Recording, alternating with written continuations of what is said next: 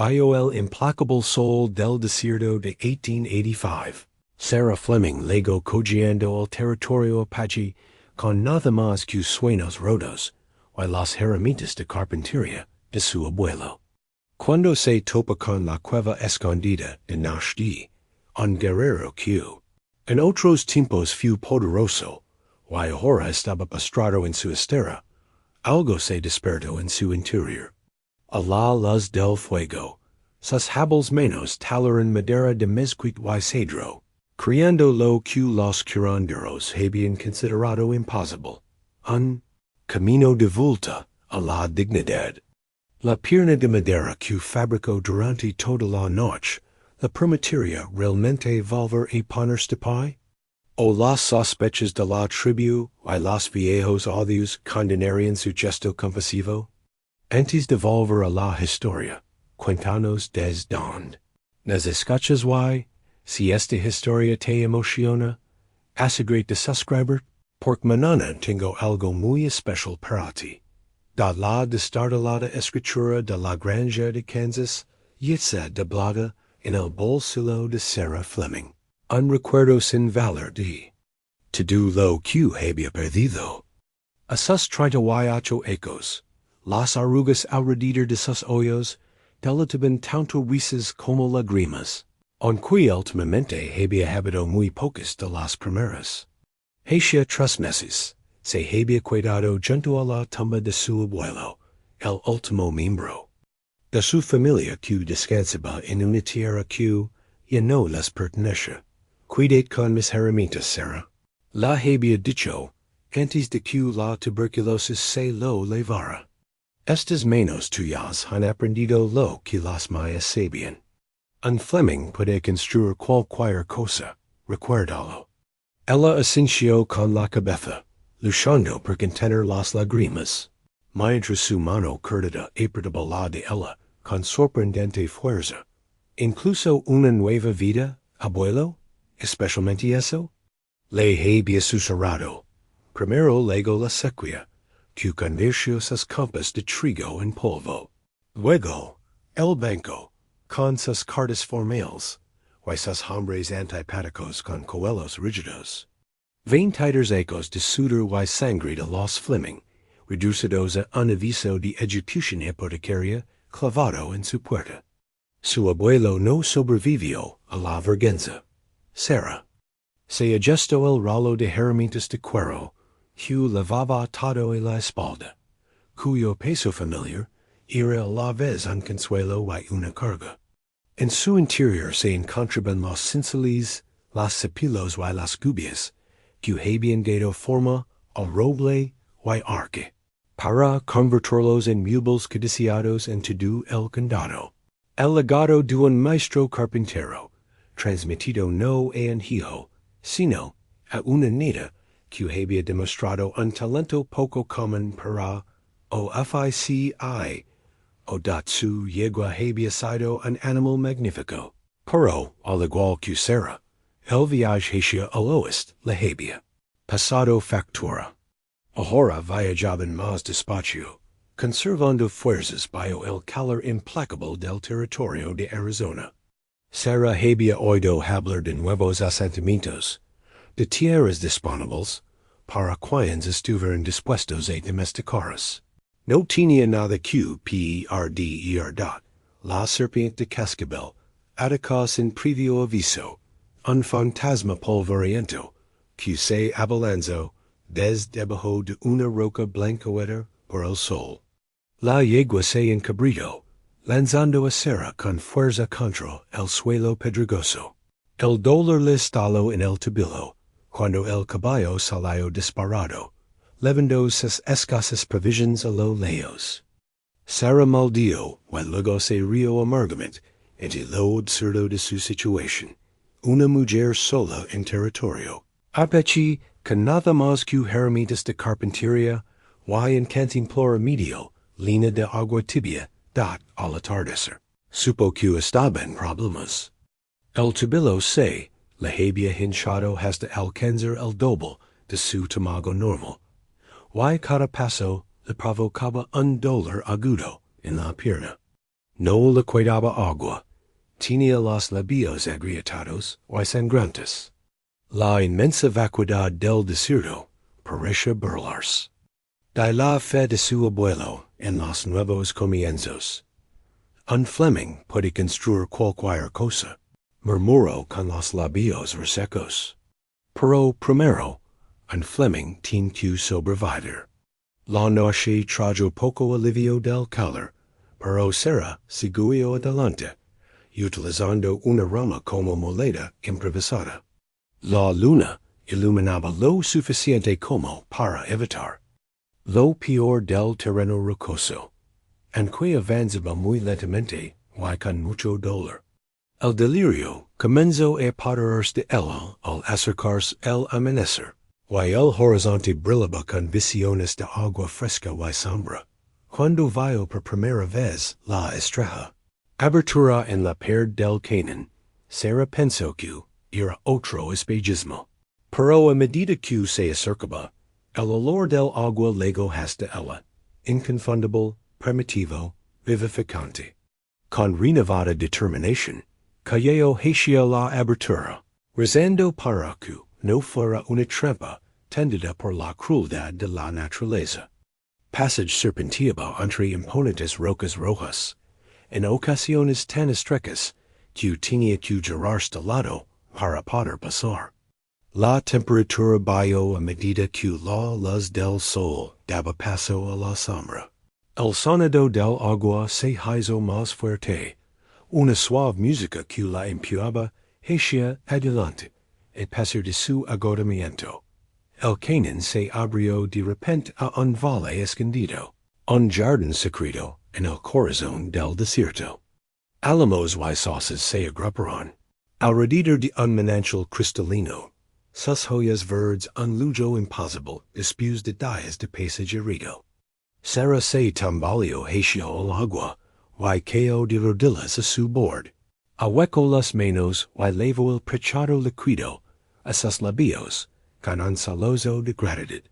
Solo después de secar su sed, se percató de los sutiles indicios de presencia humana, un círculo de piedras cuidadosamente dispuestas para hacer fuego, piels de conejo tendidas a secar sobre un armazón de madera.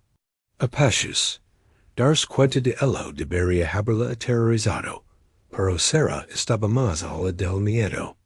Si la muerte le daba horror, al menos la encontraría con agua en el estómago y sombra sobre su cabeza. Movió el pañuelo en el manantial, y se lo envolvió alrededor del tobillo herido, y el alivio del frío eclipsó momentáneamente su precaria situación. Apoyada contra una roca lisa, con las herramientas atadas a la espalda, Sarah finalmente se rindió al agotamiento entedazo con el taller de su abuelo, con las verrugas de pino que se curvaban al pasar por el cepillo y con el dulce aroma del aceite de linaza. En el sueño, él le guiaba las manos como había hecho cuando era niña, enseñando a encontrar la vida de la madera, a trabajar con su belleza natural en lugar de contra ella. La madera sabe lo que quiere ser, le decía. Tu trabajo es ayudarla a convertirse en eso. Sarah no oyó los suaves pasos que se acercaban. No vio a la anciana apache, que descubrió su cuerpo inconsciente junto al manantial. No sintió las manos delicadas que la registraron en busca de armas. En la pausa reflexiva mientras unos dedos curtidos examinaban la calidad de su rolo de herramientas. 2 lunas, madre de guerreros y guardiana de los antiguos costumbres, tomó una decisión sin dudarlo. No dejaría aquella extraña mujer blanca, inmersa los buitres. En estaba por ver si traería bendiciones o maldiciones a su refugio oculto, pero los espíritus la habían guiado hasta su agua, y eso solo ya merece consideración. Con una fuerza que desmecha sus 70 ecos, 2 lunas comenzó el laborioso proceso de arrastrar a la mujer inconsciente hasta las viviendas. Su hijo tendría preguntas, al igual que el consejo tribal. Pero dos lunas había vivido lo suficiente como para confiar en su instinto. Hay algo en las manos calosas, hay el rostro tranquilo de esta mujer, la seguiría que no era como los otros colonos. Blancos que no habían traído más que muerte a su pueblo. Un arco roto colgaba de la pared de la vivienda, y su elegante curva era un recordatorio de habilidades ahora dormidas. Náshdí lo había fabricado él mismo con madera de fresno de montana. Ecos antes de que los rifles de la caballería le destrozaran la pierna, y le arrebataran su papel como cazador. A veces lo miraba en las horas de silencio en las que él, sueño no le dejaba dormir, recordando la sensación de tensar la cuerda, de proveer para su pueblo cuando, o su madre, arrastró a la mujer blanca, inconsciente hasta su vivienda. Su primera reacción fue de alarma. Los soldados vendrán a buscarla. Adversió en apache. Nos pones en peligro a todos. 2 lunas siguió preparando una estera para que la desconocida durmiera. Indiferente a su preocupación, el desierto se la habría lavado antes del anochecer. Quieres que detener nuestros customers de jándola. Morir. ¿Nuestros customers? Náshdí señaló las cicatrices de su pierna deformada. Pregunta a la viuda de Ghostwalker por sus customers. Pregunta a los niños que vieron como las balas de las casacas azules acababan con sus padres. 2 moons se detuvo y miró a su hijo con la severa mirada que lo había intimidado desde pequeño. He vivido 3 guerras con los ojos blancos. He enterrado a 2 maridos y 4 hijos. No me hables de nuestras pérdidas. Asintió con la cabeza hacia la mujer, pero mira sus manos. Náshdí frunció el ceño y observa a la desconocida inconsciente. Su piel estaba oscurecida por el sol, a pesar de su palidez natural, y su rostro estaba demacrado por el duro viaje. Pero fueron sus manos las que le llamaron la atención, colosas, fuertes, marcadas por pequeñas cicatrices, que le había dado el trabajo con herramientas y madera. Herramientas de artesano, continuó 2 lunas, no en arma. Los espíritus la guiaron hasta nuestra agua por una razón. Antes de que Náshdí pudiera discutir más, Speaks with Thunder apartó la entrada de la choza, con el rostro tenso por la IRA. La autoridad del curandero solo era superada por la del anciano de la tribu, y su influencia era un obstáculo formidable para cualquiera que se la opusiera. 3 peligro en nuestro santuario, Dios sin preámbulos. El consejo se reúne. Trata la mujer blanca cuando despierte. Sus ojos se pasaron en Náshdí. No pienses en ella, roto. La magia blanca solo trae más sufrimiento. Después de que se marcara, 2 lunas escupió al fuego. Van enemigos en las sombras. Su miedo lo vuelve cruel. Náshdí no dio nada, pero su mano se deslizó inconscientemente hacia su pierna deforme. 3 ecos de tratamientos con Speaks with Thunder no habían traído ninguna mejora, solo dolor y promesas vacías. La pierna seguía inutilizada, que lo obligaba a arrastrarse por la vivienda como un animal herido. El que una vez fue el cazador más prometedor de la tribu, ahora era un objeto de lástima, o peor aún, de invisibilidad. Los guerreros más jóvenes ya no buscaban su consejo. Los niños ya no le pedían que les cantara histor, la mujer blanca se movió, y un gemido bajo escapó de sus labios. 2 moons trajo inmediatamente una taza de arcilla con agua de manantial, y levantó suavemente la cabeza de la desconocida para ayudarla a beber. Sarah, se desperto bio. Un techo desconocido de ramas entrelazadas y arcilla. Con la mente luchando por reconstruir donde estaba, y como había llegado allí. El dolor en el tabilo persistía, pero alguien se lo había vendado con una cataplasma, que olía y salvia, y otras hierbas, que no reconoce. Una anciana nativa le sostenía la cabeza, y la ofrecia agua. El miedo instintivo le invadió por un momento.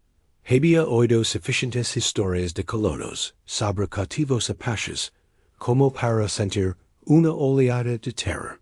Pero los ojos de la mujer no mostraban malicia alguna, y el agua fresca era demasiado precoce como para rechazarla. Sarah bebió profundamente y luego logró articular un ronco gracias. Solo después de vaciar la taza, se dio cuenta de que el hombre la observaba desde el otro lado de la vivienda. Estaba sentado sobre una estera teída, con el torso poderoso y erguido, en marcado contraste con la extremidad retorcida que se extendía desde su cadera izquierda. Sus miradas se cruzaron, la de él en la acogedora en el hostel, simplemente evaluadora de Sarah. Había visto esa misma evaluación nacerada en los ojos de su abuelo cuando examinaba una nueva pieza de madera, mirando más allá de las características superficiales para evaluar su verdadero potencial. Me llamo Sarah, dio en un español rudimentario, el idioma comercial de la frontera. Sarah Fleming dot el hombre asintió levemente. Náshdí, respondió, tocándose el pecho dot.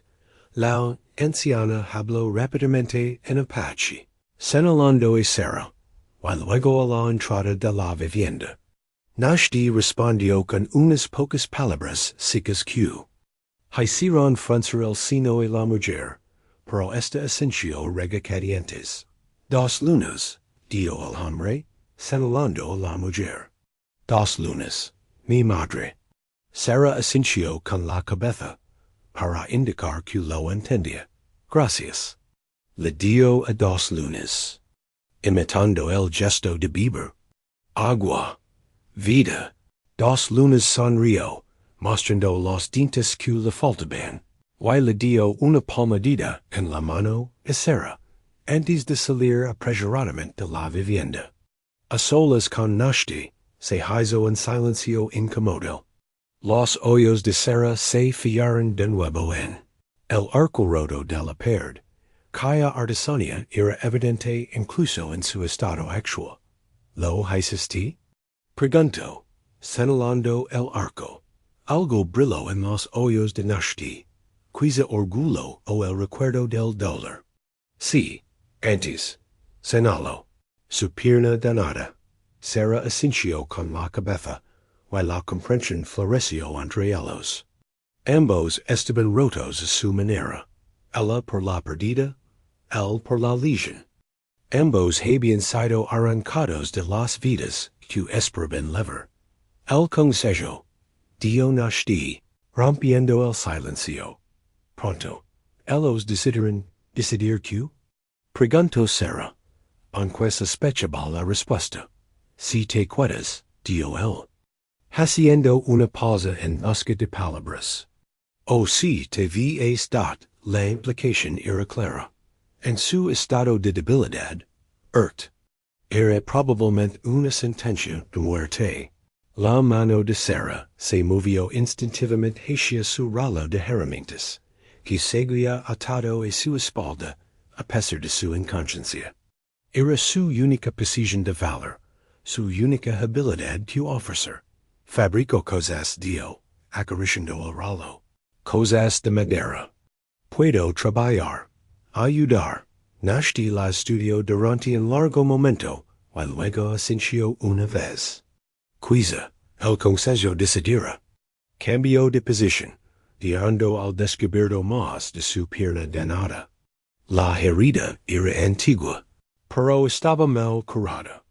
El hueso estaba mal colocado, y el músculo atrofiado per la falta de us odatlament de carpintera de serra. Comenzo a dar vultas, a pesar de su agotamiento. Articulations, support, equilibrio. Problemas que se podían resolver con el deseco adecuado, y los materiales adecuados. Una vez había visto a un veterano de la guerra civil, con una pierna de madera tan bien hecha, que caminaba con solo una ligera cojera.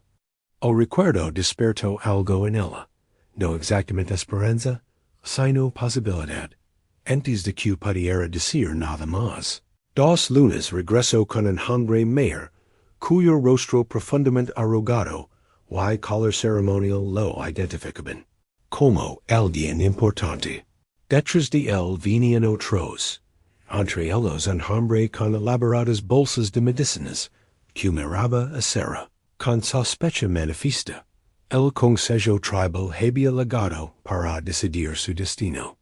La bolsa de medicinas de 2 lunas colgaba de un cordón. De cuero crudo alrededor de su cuello, un pequeño recipiente de piel de ciervo desgastado por décadas de uso. De este modesto recipiente salían las hierbas curativas, que poco a poco redujeron la hinchazón del tabilo de Sarah. Al cuarto día, yo podía apoyar el pie, aunque 2 lunas insistió en que siguiera descansando. Tu medicina y sabía. Dio.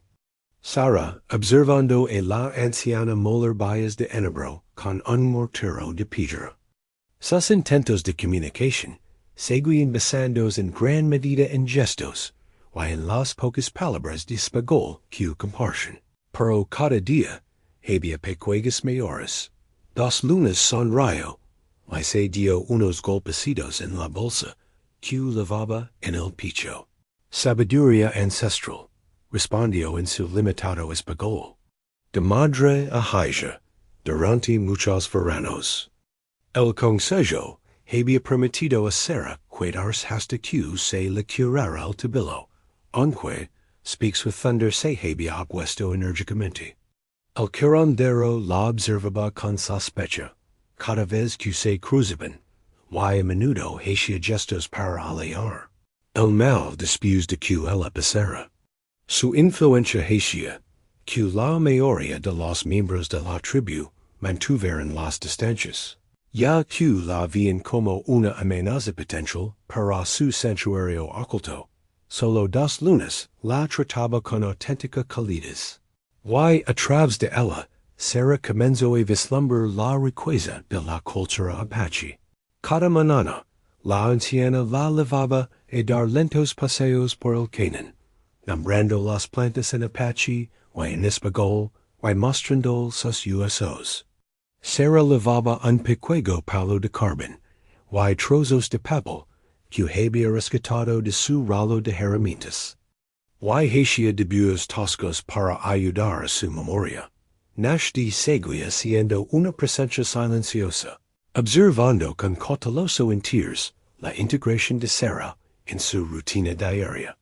La parte superior de su cuerpo se movía con fluida elegancia, mientras talaba flechas o reparaba cestas. Para el contraste con su pierna atrofiada, no hacía más que resaltar su discapacidad. Sarah a menudo lo sorprendía mirando a los hombres más jóvenes mientras se preparaban para las expediciones de caza, con una expresión cuidadosamente neutra a pesar del anhelo en sus ojos. Una tarde, mientras Sarah estaba sentada fuera de la vivienda, practicando palabras apaches con 2 lunas, pasó un grupo de cazadores que regresaban. Llevaban un ciervo colgado de un palo, con el cuerpo en caliente por la matanza. Náshdí salió de la vivienda al oír el alboroto, y su rostro se iluminó al ver la carne fresca. Antes de recomponerse cuidadosamente, era el mejor cazador. Dio 2 lunas en voz baja en español, señalando a su hijo. Antes de que llegaran los casacas azules, Sarah observa como Náshdí se arrastraba hasta el borde de su pequeño claro, felicitando a los hombres más jóvenes. Estos le respondieron con respeto, pero continuaron sin invitarlo a participar. En el despis, una tarea que incluso un hombre con una pierna herida podía realizar. El deseo fue sutil, pero en conf noche, mientras compartían un guiso elaborado con la carne que les habían regalado los cazadores, se notó que el silencio de Náshdí era más profundo de lo habitual. ¿Casas? Le preguntó, señalando el arco roto que colgaba de la pared. Antes, respondió él, con una sola palabra cargada de pi y acute ardida cera, asintió y luego buscó su rolo de herramientas, que había mantenido cerca durante toda su estancia. Lo desenvolvía con cuidado, y reveló el surtido de cinceliz, gubias, cepillos y sierras que habían sido el orgullo de su abuelo. Yo hago, tío, imitando los movimientos de la carpintería, como arcos. Pero también otras cosas. El interés de Náshdí se despertó visiblemente. Cogió una pequeña gubia, y examinó su filo con el aprecio de un artesano. Buena herramienta. Dijo cera, sonrió y sacó un trozo de papel y su carboncillo. Con trazos rápidos, dibujó una silla, luego una mesa y luego una cuchara de madera. Hago estas cosas, muchas cosas. 2 lunas observaba este intercambio con ojos entendidos, una leve sonrisa jugando en sus labios arrugados. Cuando Sara comenzó a dibujar en la tierra con un palo, demostrando cómo diferentes herramientas daban forma a la madera de diferentes maneras, la anciana se alejó silenciosamente hacia su estera para dormir, dejándolos absortos en su lenguaje compartido de la artesanía. Durante los días siguientes, floreció una comunicación tímida entre ellas. Sara dibujaba un objeto, Náshdí lo nombraba en apache, y ella repetía la palabra hasta que su pronunciación le hacía asentir con la cabeza. A cambio, él le enseñaba cómo trabajaban con cuero crudo y tendones, materiales que ella nunca había incorporado a su trabajo con la madera. Este cauteloso intercambio llamó la atención de los niños del cañón, que poco a poco fueron superando su miedo a la mujer blanca. Se reunían a una distancia segura para ver cómo talaba pequeños animales con restos de cedro, y se rían cuando les regalaba diminutos conejos y pajaros de madera. Dijo Sara en un apache cuidadoso, entregando una figurita talada a una niña de unos 6 años, con los ojos muy abiertos. La niña se retiró inmediatamente hacia su madre, que examinó la tala con recelo antes de permitir a regañadientes que su hija se la cuidara. Al día siguiente se acercaron 3 niños más, que pidieron tímidamente animales para ellos. A pesar de que se estaban creando estos pequeños vínculos, Sara seguía siendo muy consciente de su delicada situación. Speaks with thunder, continuaba su campaga contra su presencia, y el anciano de la tribu había dejado claro que su acogida terminaría cuando se recuperara. El cañón escondido era su último refugio de la implacable expansión de los asentamientos blancos, su última esperanza para preservar su forma de vida.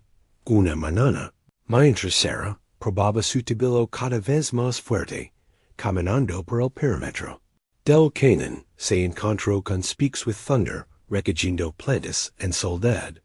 El curandero se enderezó al acercarse, levando la mano al cuchillo que llevaba en la cintura.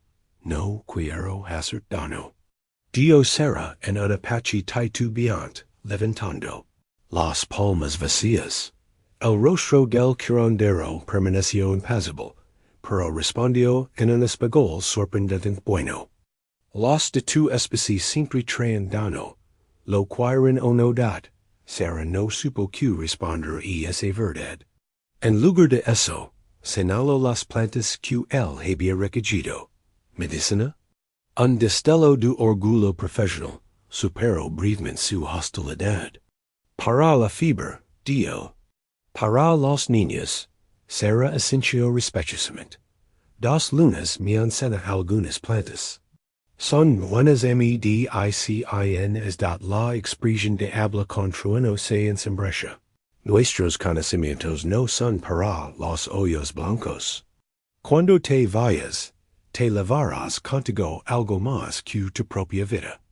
El encuentro de yo será preocupada. El curandero tenía razón. Incluso su presencia ponía en peligro a la tribu.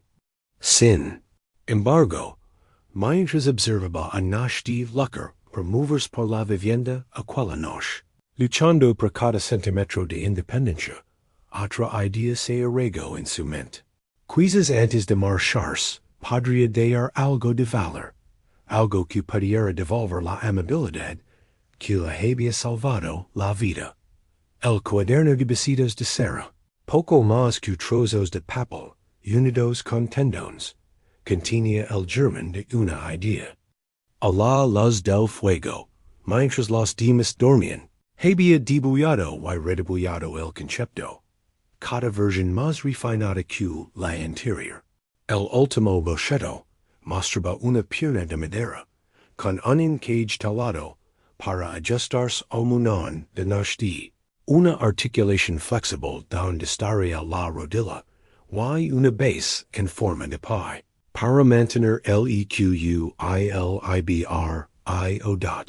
El diseco incorporaba elementos de una prótesis de pierna que había visto en un soldado de la Unión, que había visitado el taller de su abuelo, otros.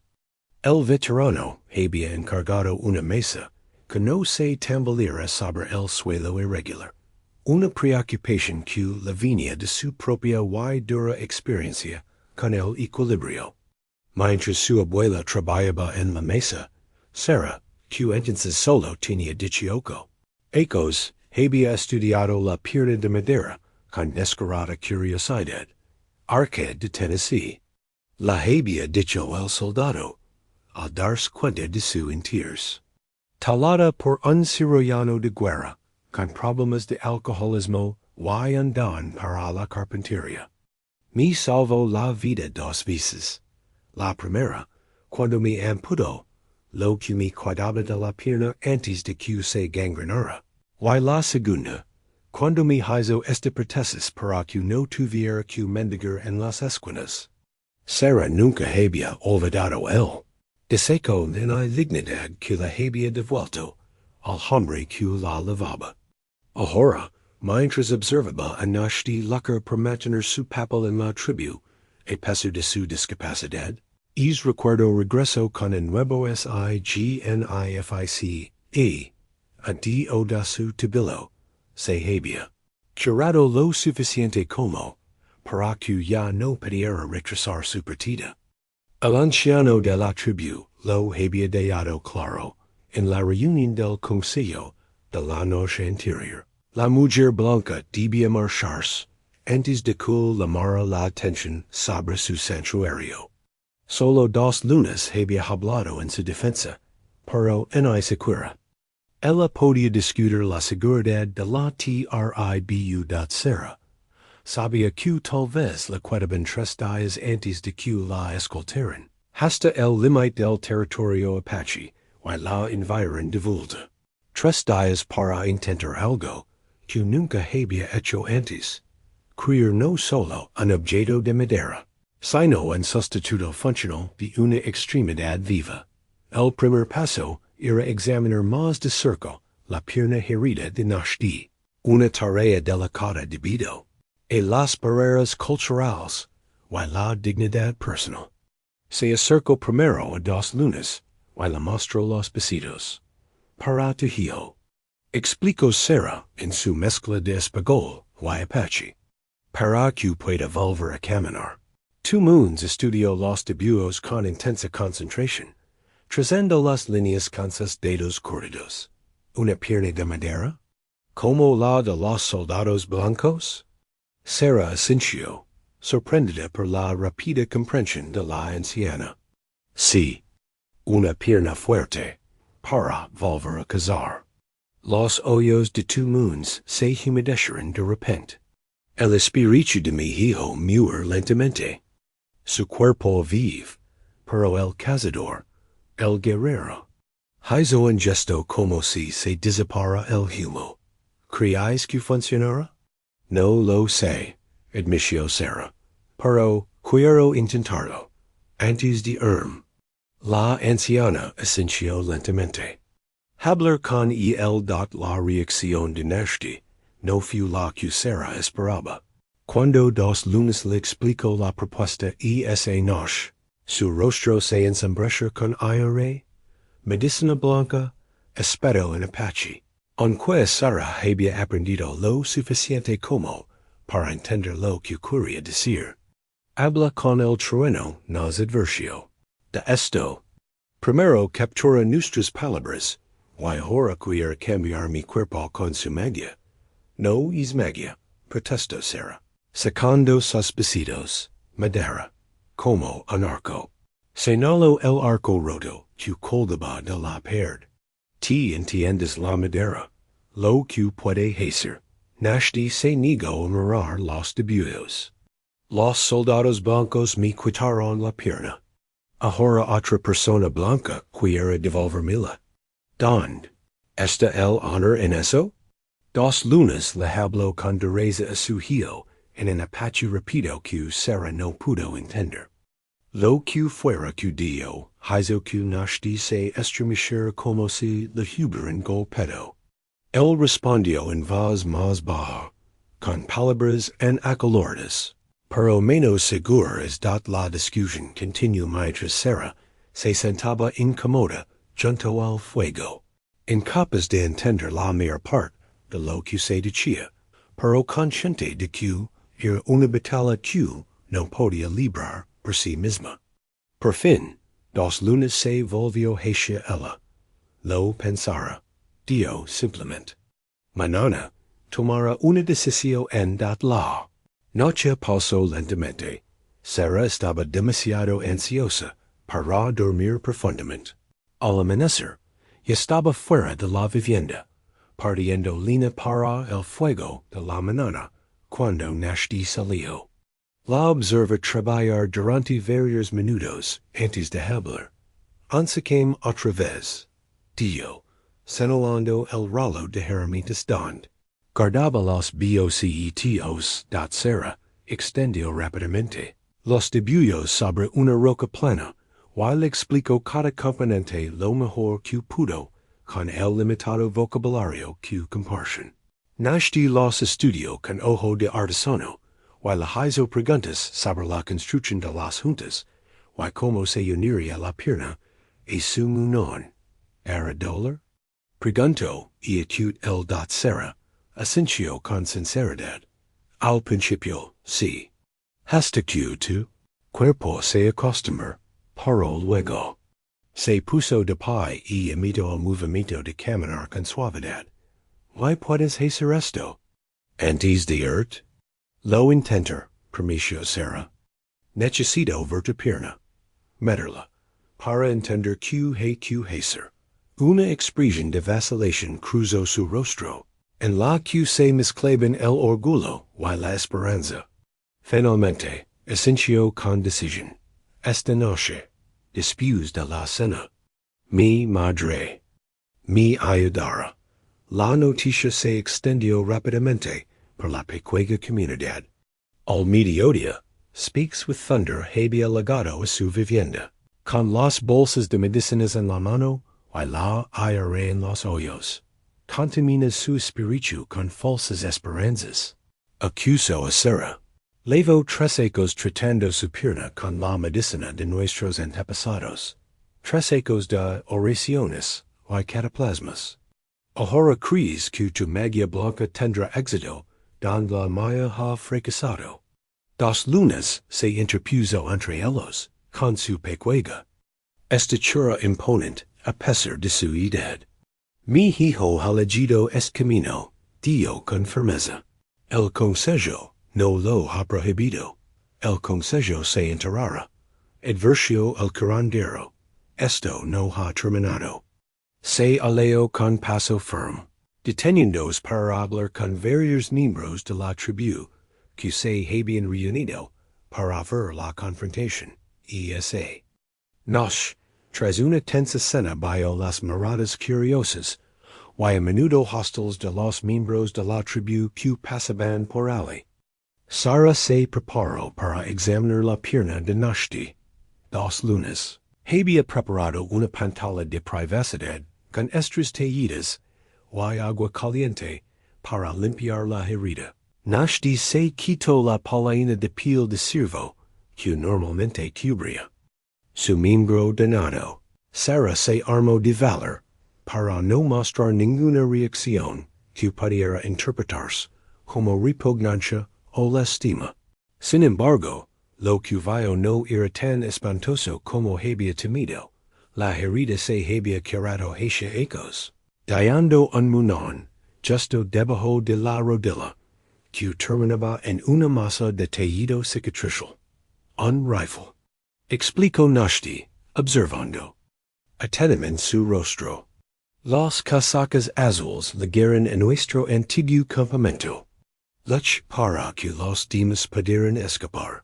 Sara asintió con la cabeza, midiendo y con la mirada, su mente transformando la extremidad humana en un problema de carpintería por resolver. ¿Puedo tocar? Preguntó. Ante su asentimiento, examinó suavemente el muñón, fijándose en los puntos en los que la piel estaba calosa por arrastrarse por el suelo, y en los que seguía sensible. Cada dado le serviría para su deseco. Algo bueno, primicio, algo digno de un guerrero. El cuchillo de taller había sido la primera herramienta que el abuelo de Sara había puesto en sus manos cuando tenía 6 años. Empieza con algo pequeño. Le había aconsejado, guiando sus dedos para que lo sujetara con seguridad. Las herramientas grandes vendrán después, cuando aprendas a ver lo que la madera quiere decir. Es mismo cuchillo, con el mango desgastado por décadas de uso y la hoja afilada por innumerables afilados, se convirtió ahora en el instrumento principal de su ambicioso proyecto. Sara instaló su taller bajo un álamo cerca de la vivienda, donde la sombra motada le proporcionaba el alivio del sol del desierto. 2 lunes la ayudó a colocar piedras para formar un pequeño banco y una superficie de trabajo. La anciana había acogido el proyecto con entusiasmo sorprendente, quizá porque veía en él la posibilidad de que su hijo recuperara su antigua posición en la tribu. ¿Qué madera? Preguntó 2 lunes mientras Sara disponía sus herramientas con precisión. 2 tipos, respondió Sara, haciendo un boceto en la tierra. Madera dura para la parte principal, que soportara el peso, pero madera más blanda y elástica para las juntas. Señaló los árboles de mezquite que crecen a lo largo del borde del cañón, esa para dar resistencia. Luego señaló un grupo de cedros, esa para doblar. 2 moons asintió con aprobación. Buenas elecciones. El mezquite es el hermano del guerrero, duro y resistente. El cedro habla con los espíritus y lea el neo. El primer rito era recolectar las piezas adecuadas.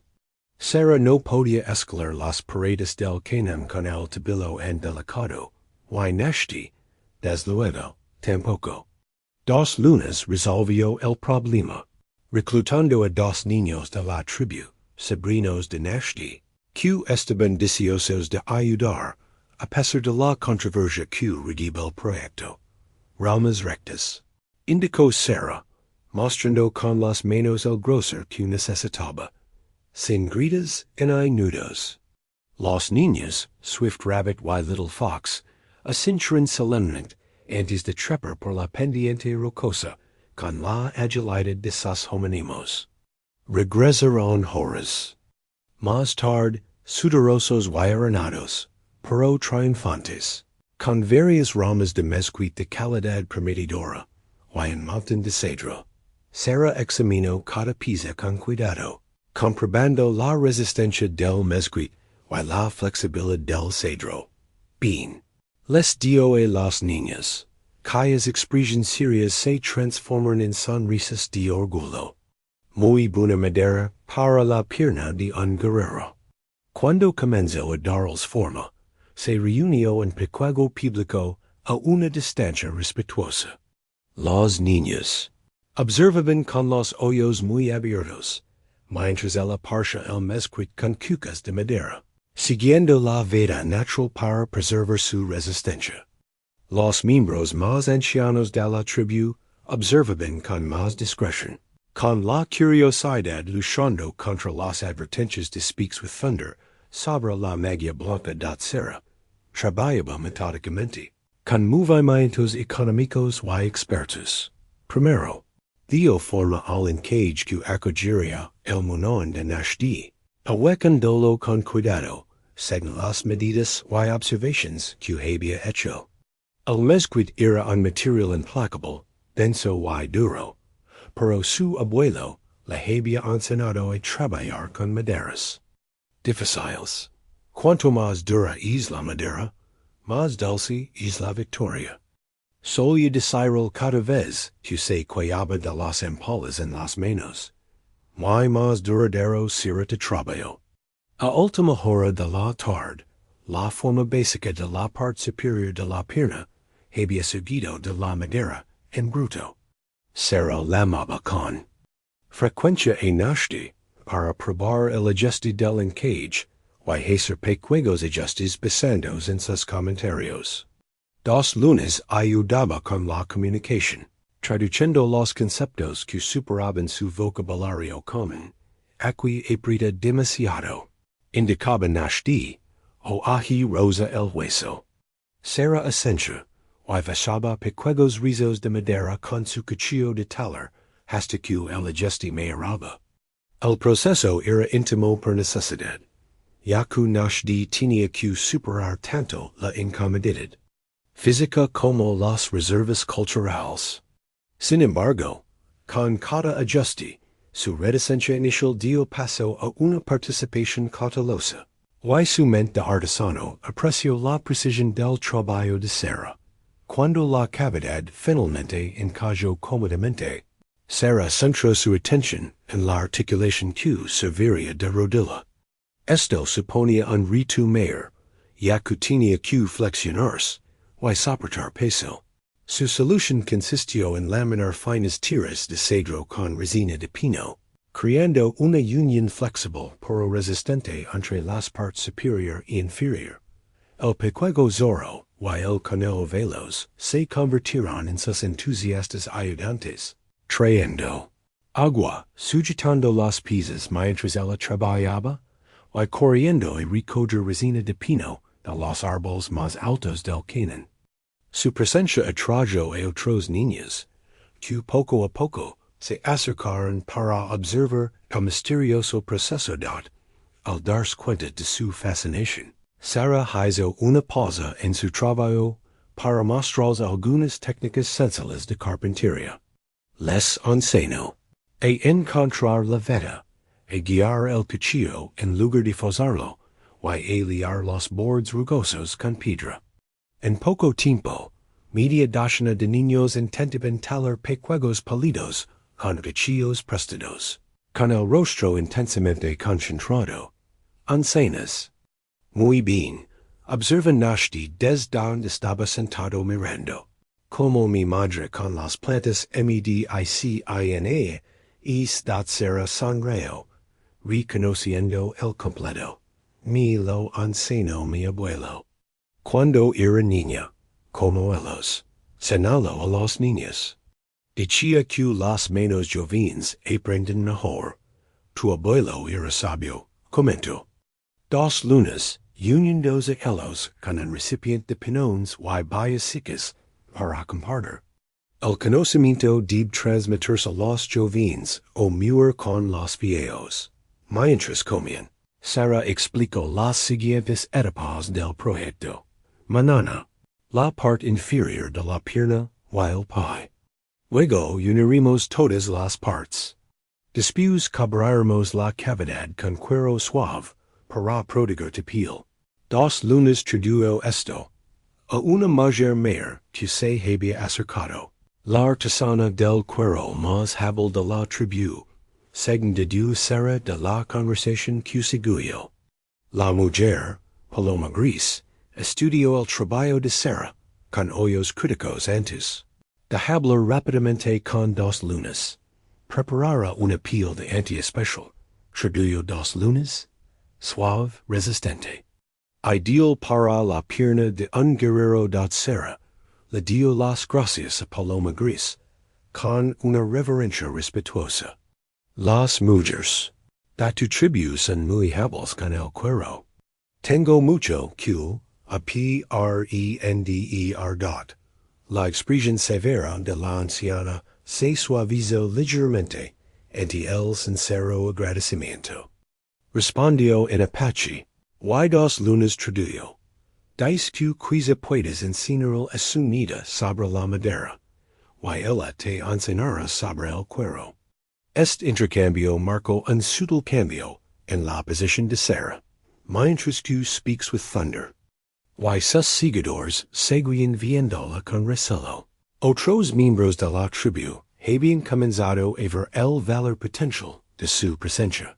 El conocimiento era muy valioso en su precaria existencia. Y Sara poseía habilidades que complementaban las suyas, mientras el atardecer pintaba las paredes del cañón de oro y carmesí. Sara guardó cuidadosamente sus herramientas y cubrió el trabajo del día con un pano húmedo para evitar que la madera se secara demasiado rápido. El día siguiente traería nuevos retos. El pie curvo que debía equilibrarse como uno real.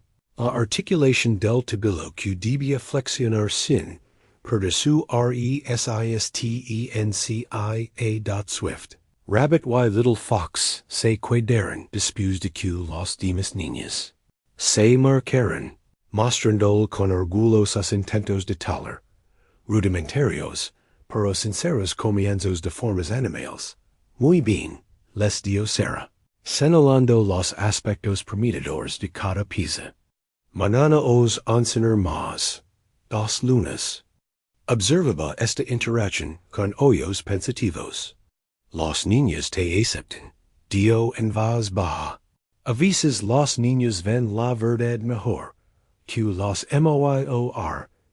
Sara miró hacia el fuego del consejo, donde se habían reunido varios miembros mayores de la tribu que de vez en cuando miraban en su dirección. No todos comparten tu opinión. El cambio es difícil para quienes han perdido mucho, respondió 2 lunas. Pero liga de todos modos, como el agua que da forma a la piedra. Asintió con la cabeza hacia la pierna parcialmente terminada. Aquí moldes más que madera. Moldes lo que es posible. La corneta de caballería deslastrada pero en funcional, yacha envuelta en piel de conejo en el fondo de la mochila de Running Elk. El joven explorador la había encontrado medio enterrada, junto a los huesos blancos de un soldado en un estrecho barranco, hacia 3 lunas. No se la había enseñado a nadie, en hay seguro anciano de la tribu, ya que un objeto así solo trae malos recuerdos a los miembros más viejos de la tribu. Pero a veces, solo en las colinas, Running Elk tocaba una suave nota, sintiendo el extrago poder de la llamada de guerra del hombre blanco vibrar a través de sus manos. Ahora, al regresar de su misión de exploración de 4 días, Running Elk traía noticias mucho más siniestras que cualquier toque de corneta. Se dirigió Directamente a la morada del anciano, sin hacer los saludos y ceremonias habituales. La tribu se reunió rápidamente al difundirse la noticia de su regreso, y la tensión aumentó cuando el rostro del anciano se ensambreció, escoger lo que el explorador le susurró al oído. Casacas azules. Traduyo 2 moons en voz baja. Sarah mientras se unían a la multitud que se congregaba. 3 patrullas. Se acercan Sarah sintió el cambio inmediato en el ambiente. Las miradas de reojo, el sutil alejamiento de aquellos que habían empezado a aceptar su presencia. Incluso los niños que habían aprendido con entusiasmo la carpintería a su lado fueron apartados por sus padres protectores. El anciano levantó las manos para pedir silencio. Y, con voz grave, transmitió el informe de running elk. Sarah entendía poco de su rápido apache, pero reconoció el nombre fuerte apache, así como los gestos que indicaban movimientos de caballería. 2 moons proporciona una traducción concisa. Soldados buscan bandas apaches. 3 grupos. Se mueven por los cañones. Comprueben las fuentes de agua. Mientras el anciano continuaba, más miradas se dirigieron hacia Sarah. No necesitaba traducción para entender su significado. La presencia de la mujer blanca era ahora más peligrosa que nunca. De que los has traído aquí. Susurro. 2 lunas. No a propósito, pero tishuelas los han guiado.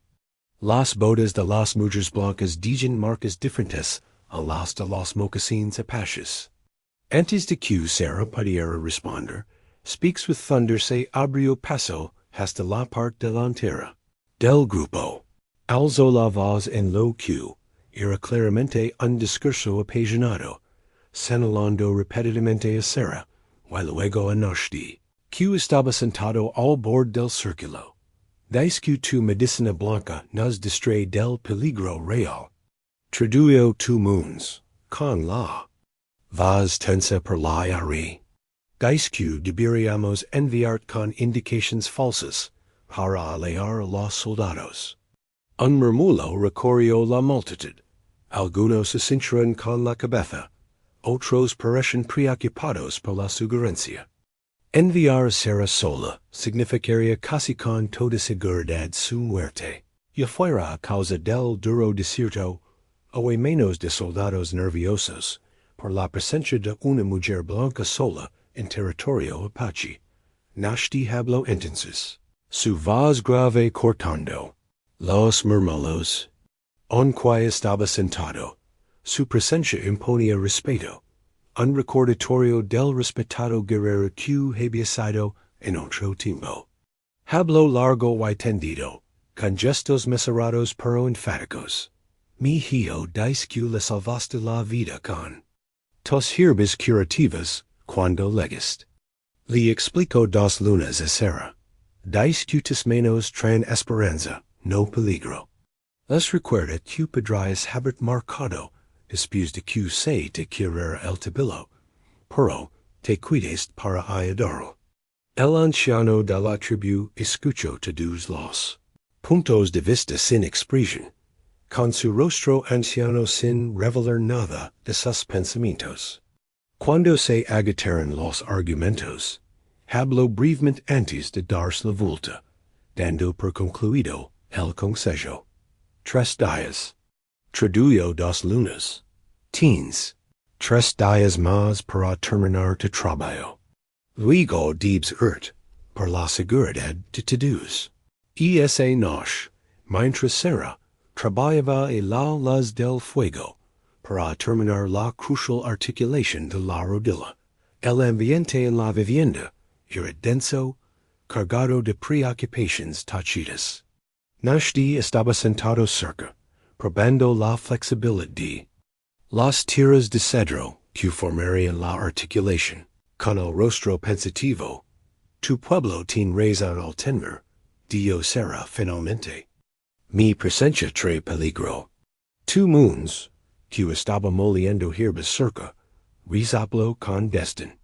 El peligro vin tanto, si la mujer blanca camina, por aquí como si no.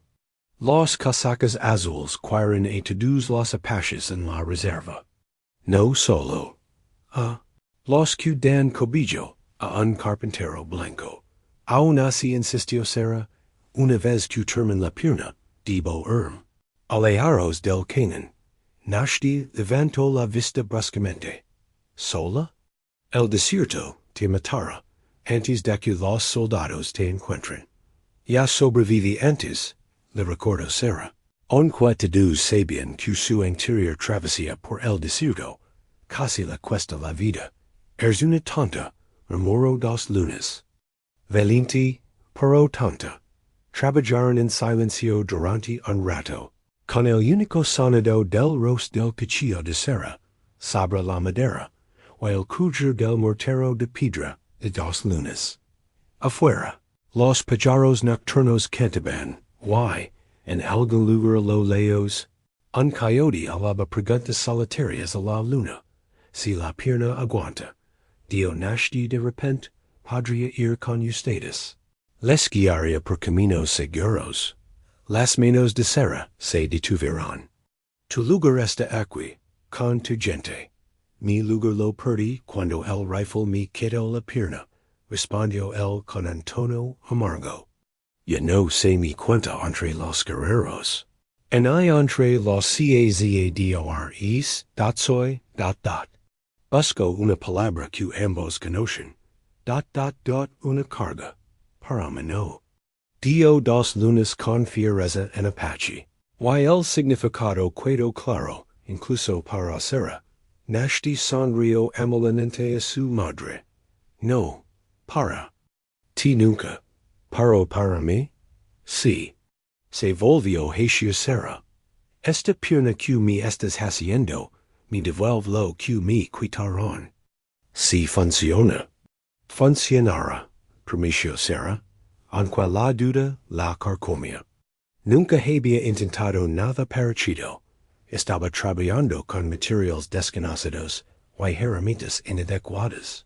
Sin embargo, la alternativa, dar a Náshdí como lo había encontrado, era ahora impensable. Más tarde esa noche, después de que 2 lunas se hubiera retirado a su estorila, y Náshdí a la suya, Sarah siguió trabajando. La articulación de la rodilla era la parte más importante.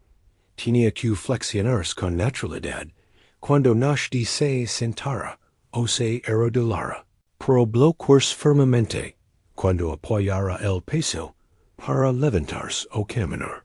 Había diseñado un mecanismo sencillo pero eficaz basado en la tensión de las tiras de cedro, pero ejecutarlo con herramientas limitadas requería una precisión minuciosa. Un suave ruido en la entrada de la vivienda la hizo levantar la vista. El pequeño zorro estaba allí, su pequeña silueta recortada contra la noche estrellada. Deberías estar durmiendo, le dijo Sarah con su limitado apache. El niño se acercó con cautela, mirando a Náshdí y 2 lunas, que dormían.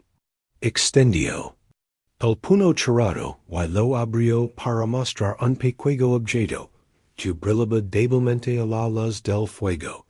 Una bisagra de metal, probablemente recuperada de una mochila o una alforja abandonada de la caballería. Para la pierna, susurró en apache, mostrando con los dedos cómo funcionaba la bisagra. Sarah tomó el regalo con la solemnidad adecuada. Gracias, Dio. Esto me ayudará mucho. Little Fox asintió con la cabeza, y se marcó tan silenciosamente como había legado. Sarah examinó la bisagra pensativamente.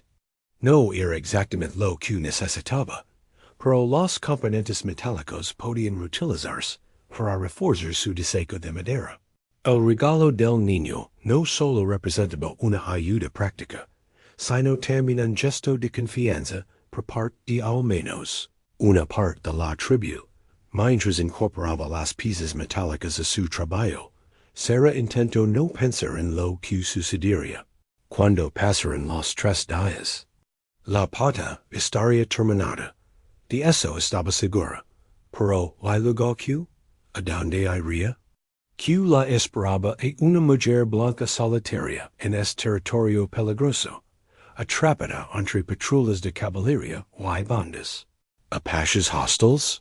En más preocupante era la idea de dar en Náshdí y 2 lunas.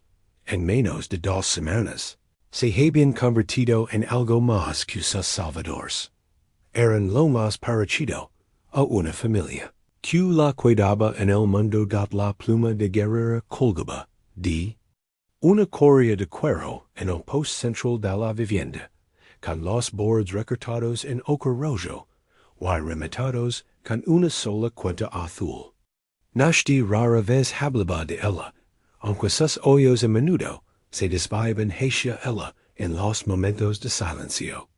Y esa noche, mientras los truenos retumbaban en el cañón, y la lluvia golpeaba el techo de piel de la vivienda, finalmente la tomó. Es de mi ceremonia de iniciación.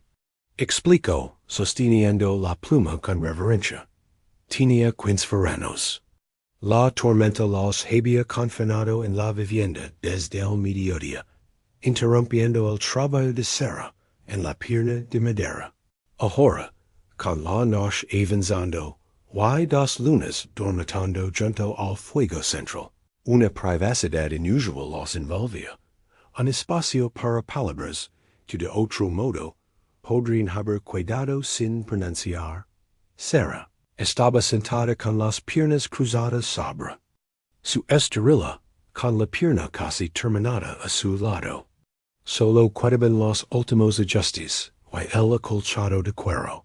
Cuentam, le animó, genuinamente curiosa por el hombre, cuyo cuerpo había trabajado tan íntimamente para complementar con su artesanía. Náshdí hizo girar la pluma entre sus dedos, observando cómo las del fuego llegaba en su superficie. Rastri, a media pluma durante 3 días, dijo lentamente, complementando su limitado español con gestos expresivos. Solo con un cuchillo y un arco. Los ancianos decían que era demasiado joven, demasiado pequeño. Sonrió al recordar. Trage. Su piel y sus garras. Nádí volvió al arm pequeño. Sera sonrió, imaginando a un Náshdí más joven, sin cicatrices, decidido a demostrar su valía. Buscó en su ralo de herramientas, y sacó un pequeño daguerrotipo disgustado, la única posesión personal. Que había traído de Kansas. Mi abuelo, dijo, entregándoselo. Él me enseñó carpintería.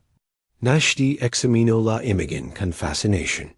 El concepto de capturar el parecido de una persona en metal seguía siendo una novedad para muchos apaches, que tradicionalmente evitaban las imágenes de sí mismos por razones espirituales.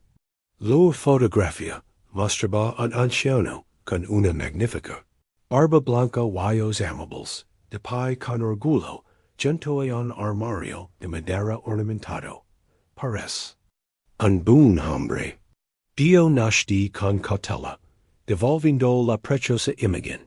El mejor, asintió Sera, con un nudo inesperado en la garganta. Me creo después de que mis padres murieron de fiebre. Me enseñó todo, no solo sobre la madera, sino sobre la vida. Trazó suavemente el borde de la fotografía. Siempre decía, la medida de tu vida es lo que construyes, no lo que posees. Afuera, la tormenta se intensifica y el viento alaba por el cañón, como si fuera un ser vivo. 2 lunas se movieron brevemente y murmuraron algo sobre voces espirituales. Antes de volver a dormirse, tu esposo. Comenzó Náshdí, pero dudó, buscando claramente una forma respetuosa de formular su pregunta. Nunca me quise, respondió Sera a la pregunta inconclusa. Hubo alguien, una vez. Thomas. No había pronunciado su nombre en voz alta, en ecos, y el sonido le resultaba extraño en la lengua.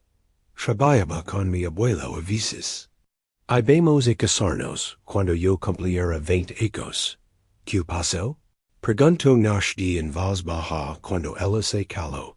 Las manos de Sarah encontraron un trozo de madera, y sus dedos comenzaron a seguir automáticamente las vetas. Un hábito que durante mucho tiempo le había reconfortado en los momentos difíciles.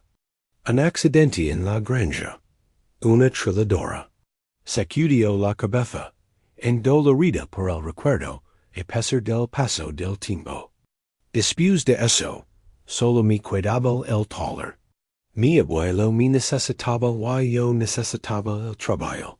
Náshdí asintió, comprendiendo la pérdida sin necesidad de más explicaciones. Después de un momento, señaló su pierna herida. Tenía una mujer elegida para mí. Antes de esto, Standing Willow, hija de una familia respetada de otra banda. Su rostro permaneció impasible, pero Sarah captó el destello de un antiguo dolor en sus ojos. Cuando ya no pudo cazar en el lugar, su padre se levantó. Dijo que su hija no sería la enfermera de un hombre lisiado, dad la crudeza de su confesión. Quedó suspendida entre ellos, más íntima que cualquier cercanía física. Las manos de carpintería de Sarah ensayaban arreglar también esa cosa rota. Es dado que iba más allá de los huesos y los músculos. Ella se lo pierden. Dio. Ella con sensuales. Un hombre es más que sus piernas. Y una mujer es más que su marido, respondió Náshdí. Sin apartar la mirada de ella, un trueno retumbó justo encima de ellos, haciéndolos sobresaltarse, y luego reír por su reacción compartida. El momento de tensión se rompió, sustituido por un silencio cómodo mientras escuchaban la furia de la tormenta. Mi pueblo tiene un dicho, dio Náshdí después de un rato. El trueno habla con la voz de los antepasados. Nos recuerdan que nos están observa en Dio dat Sarah, sonrió. Mi abuelo decía que los truenos eran solo dios, moviendo sus muebles, dat la risa de Náshdí era un sonido raro y maravilloso, profundo y genuino. Me gusta. El gran espíritu, reorganizando su morada. Imito el movimiento de objetos pesados, con el rostro iluminado por la diversión. Two moons se movió de nuevo, abriendo un ojo para observarlos antes de murmurar algo en apache Q. Hizo que la risa de Náshdí cesara abruptamente, y su expresión se volviera seria una vez más. ¿Qué ha dicho? Preguntó Sarah. Náshdí negó con la cabeza. Tonterías de viejas. Pero 2 lunas, aparentemente no tan somnolienta como parece. Rizaplo y dio en su espigol entrecotado. No son tonterías. Es la verdad. He dicho, la risa entre. Un hombre y una mujer es el comienzo de nuevos caminos. Sarah sintió que le subían los colores a las mejillas, consciente de lo cerca que se habían acercado Náshdí y ella durante la conversación, de lo cómodos que sentían compartiendo. 2 lunas los observa con mirada complice antes de apartar la vista deliberadamente, y saberse lamenta, como si fuera a seguir durmiendo. Mi madre ve cosas que no están ahí. Dio Náshdí en voz baja, aunque sin apartar la mirada de Sarah. Quizá cosas que no están ahí, sugirió Sarah, con igual suavidad. El momento se prolongó entre ellos, cargado de posibilidades. Entonces Náshdí alargó la mano hacia la pata de madera, cambiando de tema con deliberado cuidado. ¿Mañana estará terminada? Preguntó, Asando las manos por la superficie lisa de la sección de la pantorrilla. Serra Asensio, agradecida. Per volver a temas prácticos. C. Grey dove trajo esta manana la piel de anti, para releno. Manana la calaquer, y entonces podremos probar el ajuste final. Y si funciona. ¿Qué pasará entonces? Su pregunta abarcaba mucho más. ¿Qué el éxito o el fracaso de la prótesis? Será se había hecho la misma pregunta repetidamente durante los últimos días, sin encontrar una respuesta satisfactoria. No lo sé, admitió. El anciano ha dejado claro que debo marchar. Por el peligro que corre la tribu, reconoció Náshdí. No porque no seas benvenida. Tichibeo y acadio. No per todos dat la implicación quedo flotando entre ellos tan claramente, como si la hubiera pronunciado en voz alta. Serra bajo la mirada hacia sus manos, unas manos fuertes y capaces, que habían creado objetos bellos y tiles a lo largo de su vida. Unas manos que, en los últimos días, habían trabajado para devolver la dignidad y la independencia a un hombre, que más podrían construir, si se les daba la oportunidad. Vimos primero si la pierna funciona, dijo ella finalmente. Entonces, sabremos mejor qué caminos son posibles. Náshdí asintió, aceptando su precaución. Devolvió la pluma de guerrero y su lugar de honor en el post central, con un gesto reverent. Mañana exidió. Mañana lo sabremos. La tormenta continuó durante toda la noche, pero dentro de la vivienda había comenzado a calmarse. Otro tipo de tempestad, la tormenta de incertidumbre que los había envuelto, ambos desde su primer encuentro. No se vislumbraba un futuro claro, pero algo había cambiado, como la primera línea talada que comienza a revelar la forma oculta en la madera en bruto. El primer prototipo fallido yace en pedazos junto al fogón, con las juntas destrozadas, como un claro recordatorio de la delgada línea que separa el triunfo del desastre.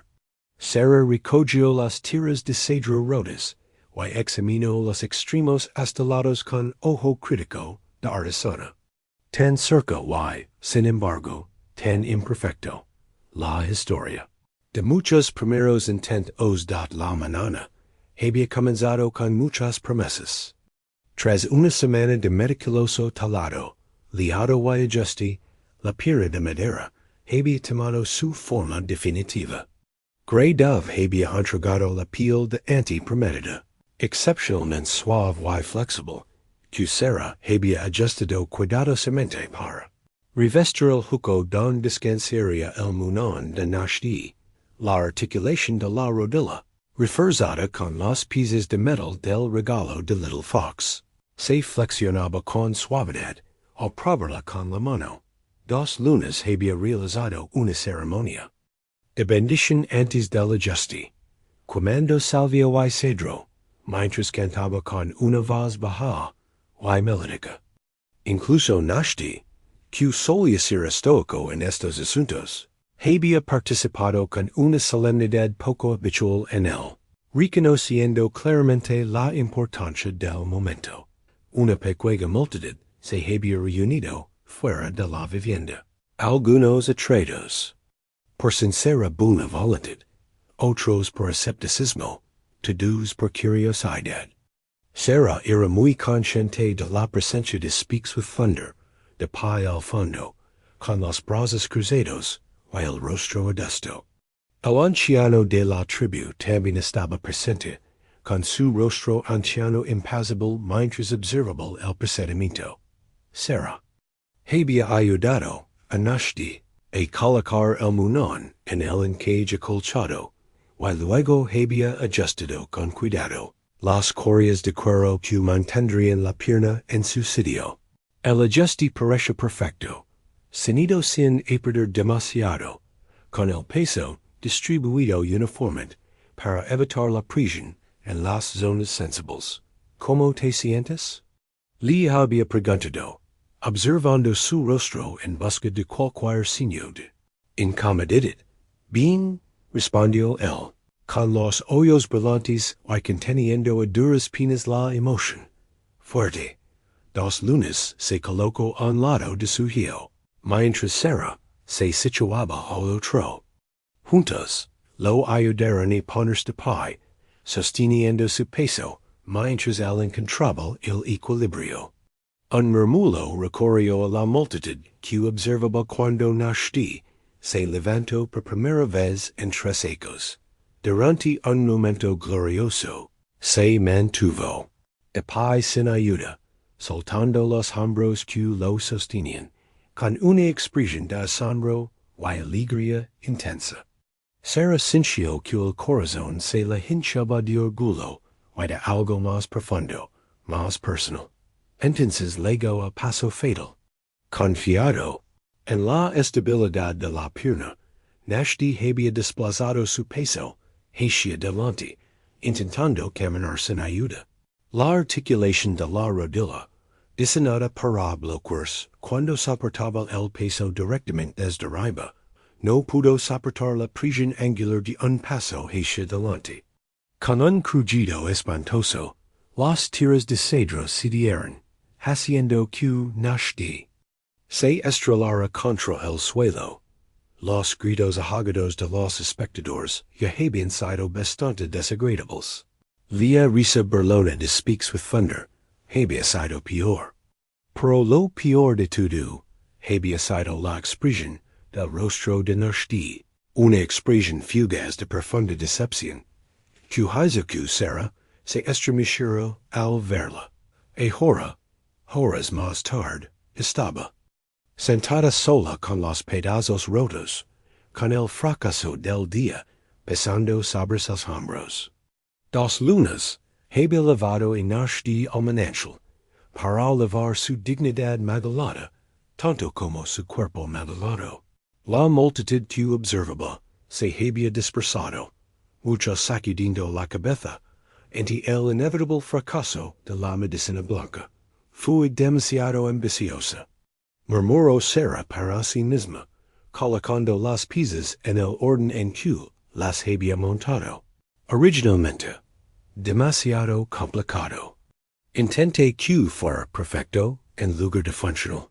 Estaba tan absorta en su análisis que no se dio cuenta de que Swift Rabbit estaba frente a ella, al otro lado de la hoguera. El chico no dio nada, solo la observaba con ojos serios. Se ha roto, dio Sara innecesariamente, señalando las piezas. Swift Rabbit asintió. Lo he visto. Dudó, y luego accedió en su español limitado.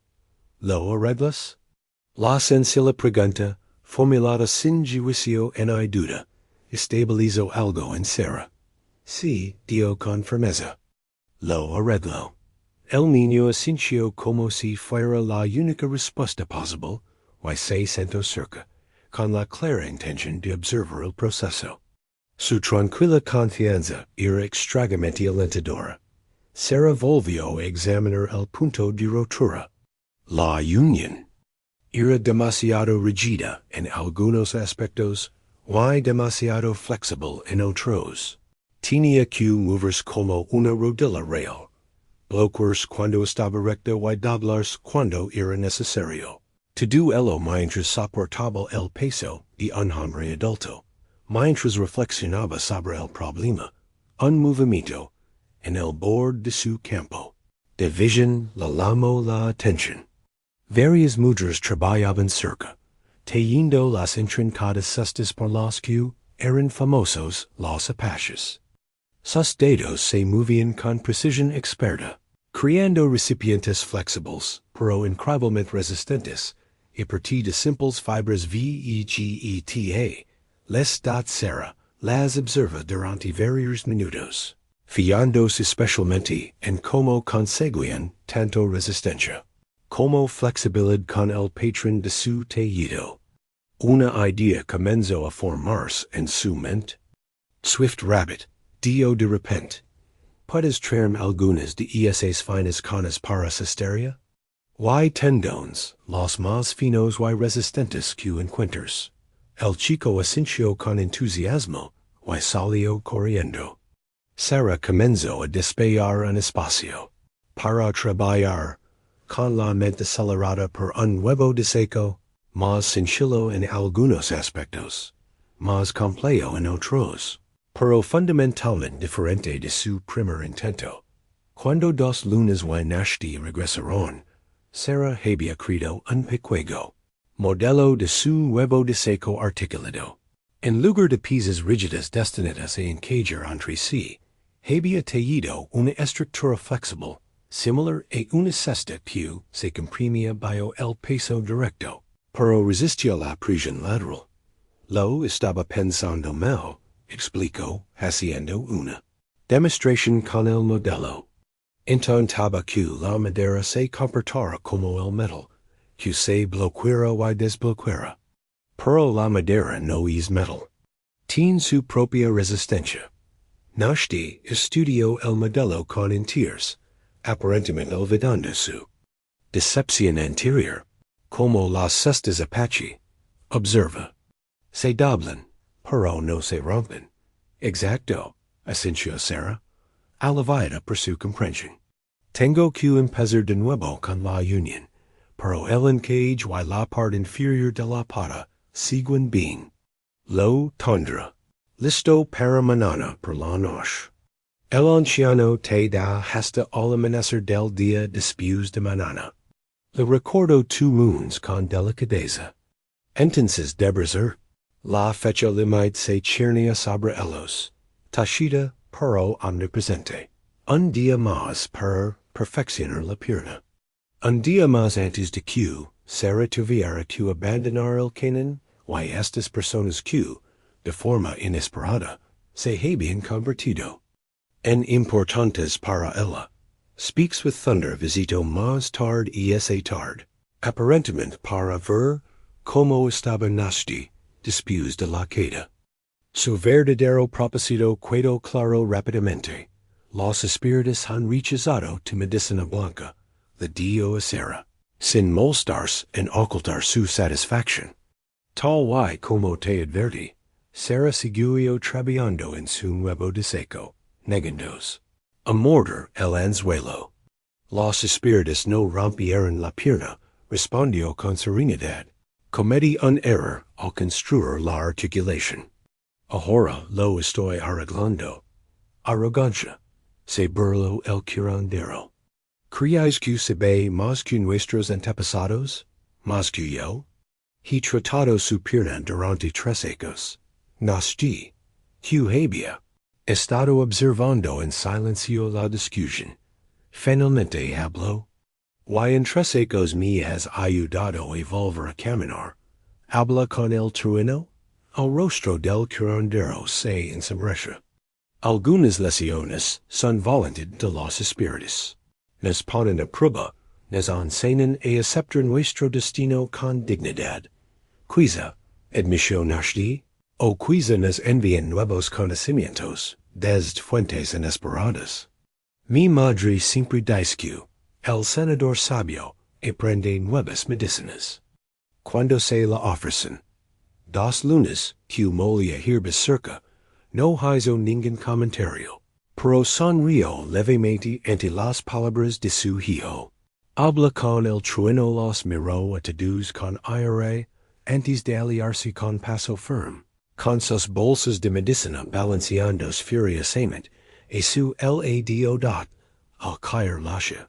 Sara trabajaba a la luz del fuego, tejiendo con los dedos la intrincada articulación, que, fervientemente esperaba, permitiría a Náshdí volver a caminar.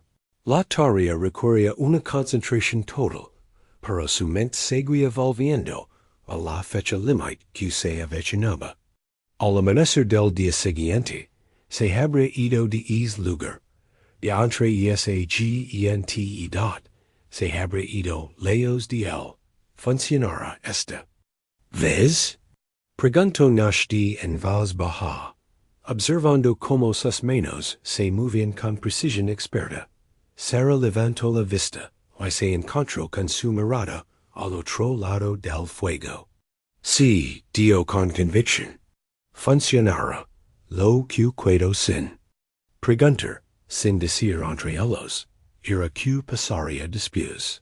El libro de medicina de las plantas apache comenzó como nada más que trozos de papel atados con tendones. Records de los envoltorios de las herramientas de cera, planchados y cosidos entre sí.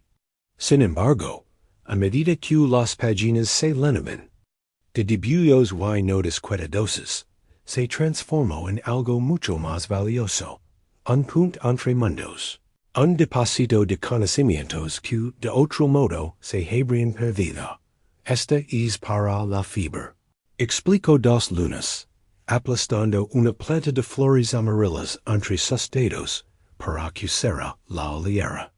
Hierve las raíces en agua, y bebí 3 veces al día.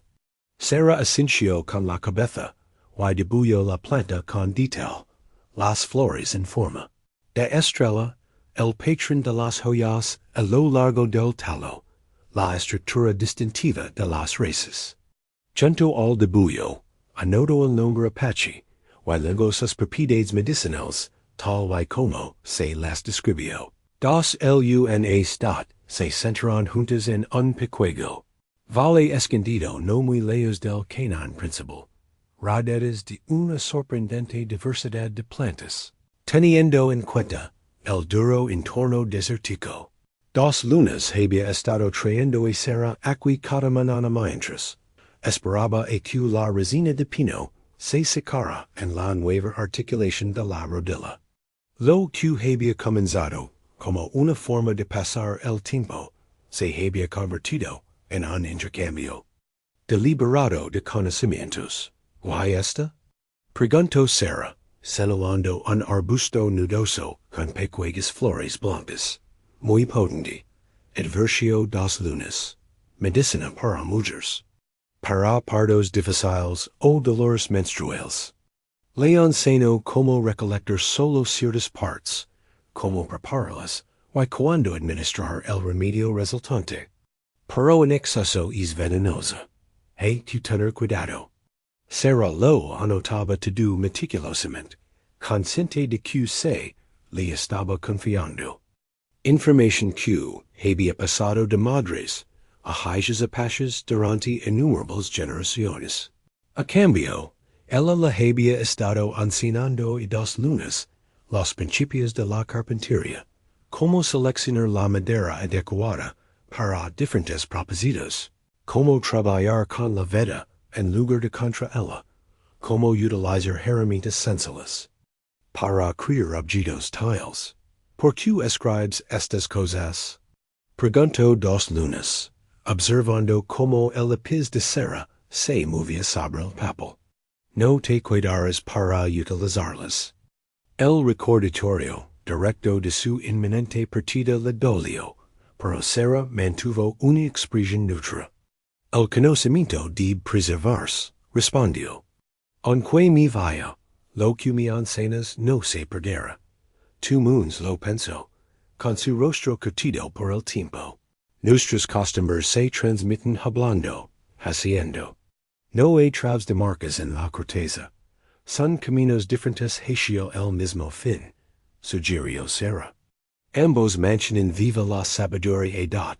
La anciana asintió lentamente. Quiza. Los jóvenes de ahora se fijan más en las costumbres del hombre blanco. Pronto, pocos escucharán en las ancianas hablar de las plantas. Señaló el libro.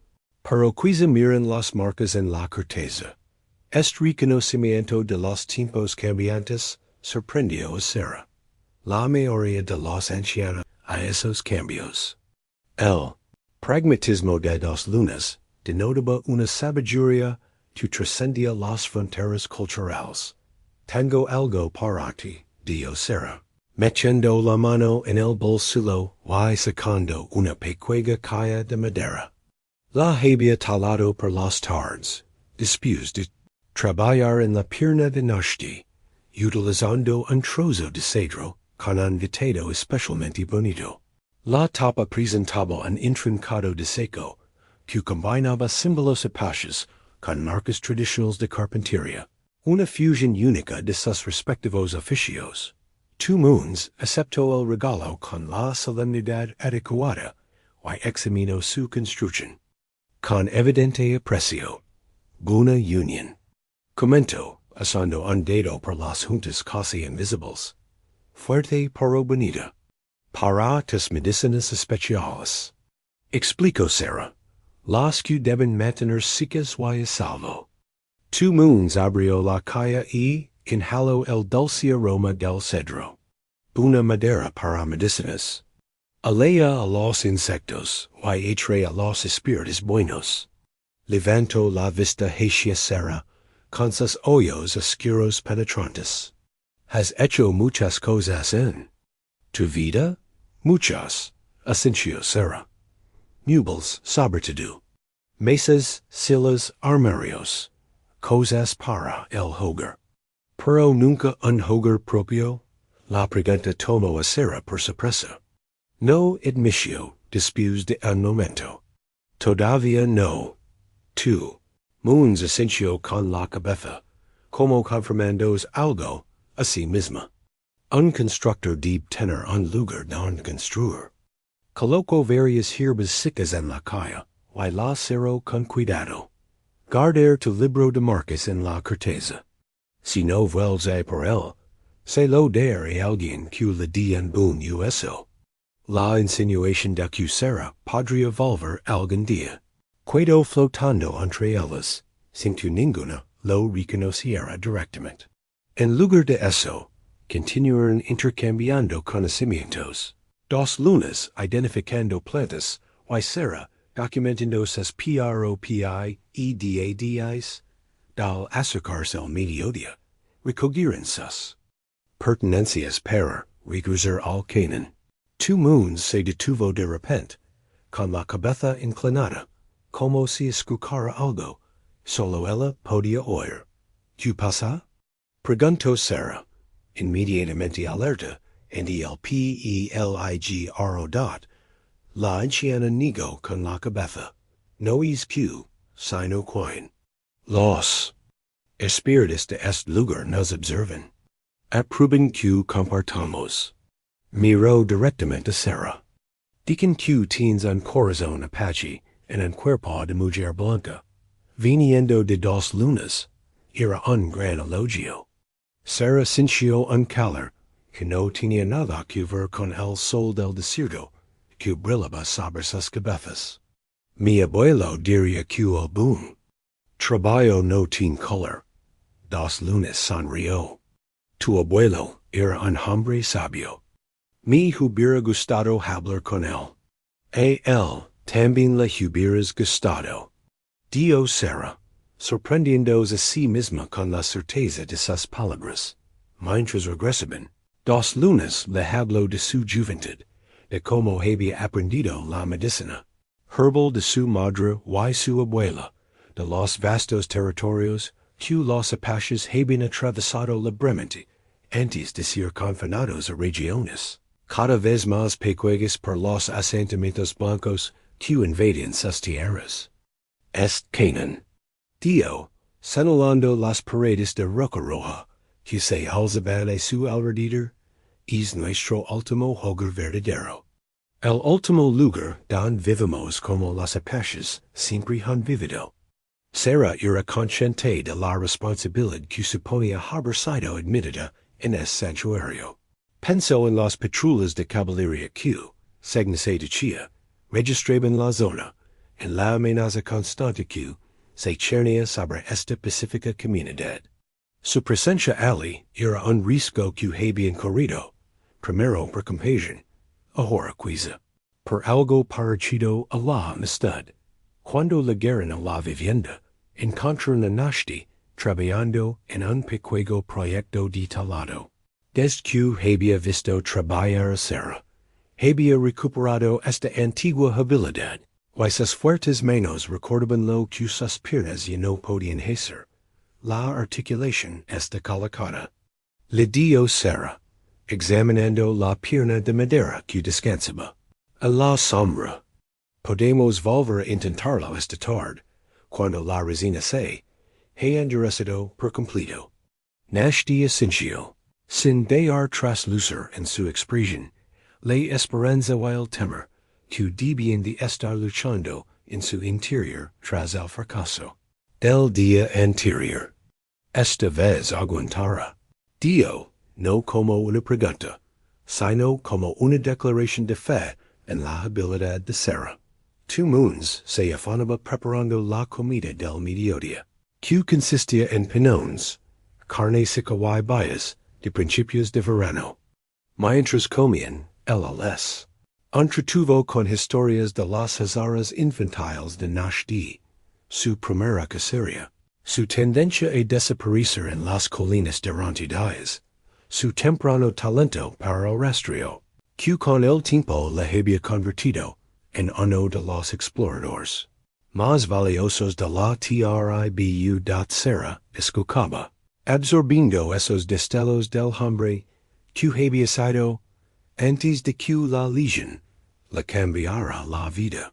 A su vez, ella compartió historias de su aprendizaje con su abuelo, los errores y los triunfos que habían forjado su oficio, la conversación fluye con facilidad, superando las barreras culturales y lingüísticas gracias a su creciente comprensión mutua.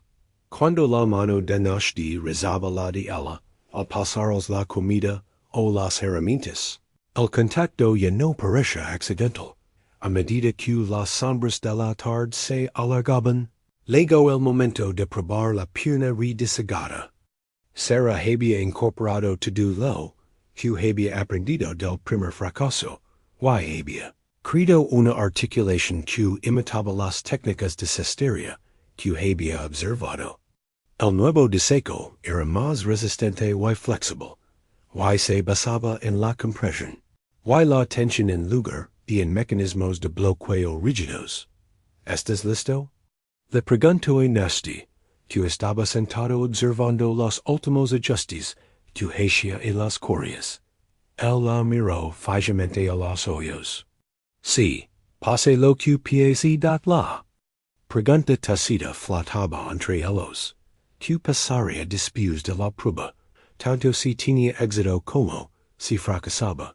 Al amanecer del día siguiente, Sara se marcharía de este lugar, y volvería al mundo en el que una mujer soltera con manos de carpintero tenía pocas puertas abiertas.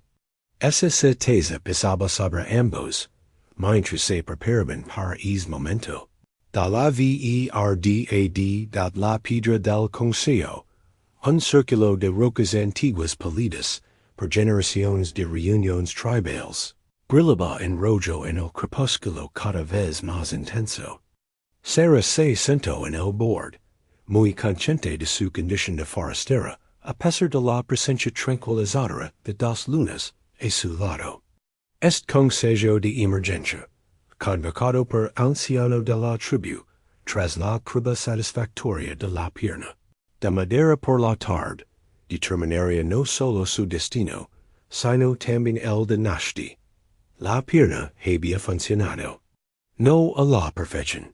Náshdí nunca volvería a moverse con su antigua agilidad, pero lo suficientemente bien como para dar 10 pasos sin ayuda, antes de sentarse, con el rostro sonriado por el triunfo y el esfuerzo. Los espectadores reunidos habían respondido con una mezcla de asombro, alegría y, en algunos casos, murmullos inquietantes sobre la medicina blanca y las prácticas internaturales.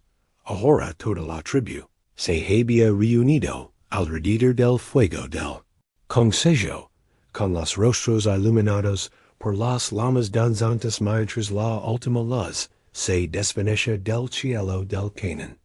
Náshdí estaba sentado frente a Sara, con la pierna de madera estirada delante de él, un recordatorio visible de lo que se había logrado. El anciano de la tribu, lobo gris, levantó las manos para pedir silencio. Unque ya había entrado en su octava decada, su voz se oía con claridad mientras describía la situación a la que se enfrentaba la banda. Sarah entendía poco de su apache, pero dos lunes le traduce los puntos clave en español susurrando. Los exploradores informan. Damas casacas azules, murmuró. Tres patrullas. Busquen metódicamente. Si nos cuidamos, encontrar en nuestro cañón en 7 días. Un murmullo recorrió a la tribu reunida en esta sombría evaluación. Lobo Gris continuó, señalando ahora hacia la entrada del cañón. Dice. Que debemos considerar la posibilidad de trasladarnos a los terrenos de verano antes de lo previsto. Explico 2 lunas. La meseta alta es más difícil de acceder y más fácil de defender. Speaks with thunder se levantó a continuación, con por digno a pesar de la evidente aire en su voz. Señaló repetidamente a Sarah, y sus palabras se hicieron más rápidas y vehementes a medida que hablaba. Dice que te has traído este peligro, tradujo tu moons a regacadientes, que tus huellas levaron a los soldados en nuestro cañón, que tu medicina blanca en Náshdí altera el orden natural y infieres a los espíritus. Varios miembros de la tribu asintieren con la cabeza, aunque otros parecen escépticos. Sarah mantuvo el rostro cuidadosamente impasible, negándose a mostrar el dolor que le causaban esas acusaciones. Había algo de verdad en ellas. Su presencia aumentaba el riesgo para la tribu, pero la insinuación de que los había puesto en peligro intencionadamente le dolía. Running Elk habló a continuación, con un tono más mesurado que el del curandero. El joven explorador describió lo que había observado de las patrullas de caballería, su número, su equipamiento y sus patrones de búsqueda. Su uniforme fue detalado y desapasionado, y la información se presentó sin sesgos evidentes. Dice que buscan a todos los apaches, no solo a vosotros, susurró tu moons. Los jesuelas son solo una pista entre muchas otras que siguen. Debate continue, con varios miembros de la tribu dando su opinión.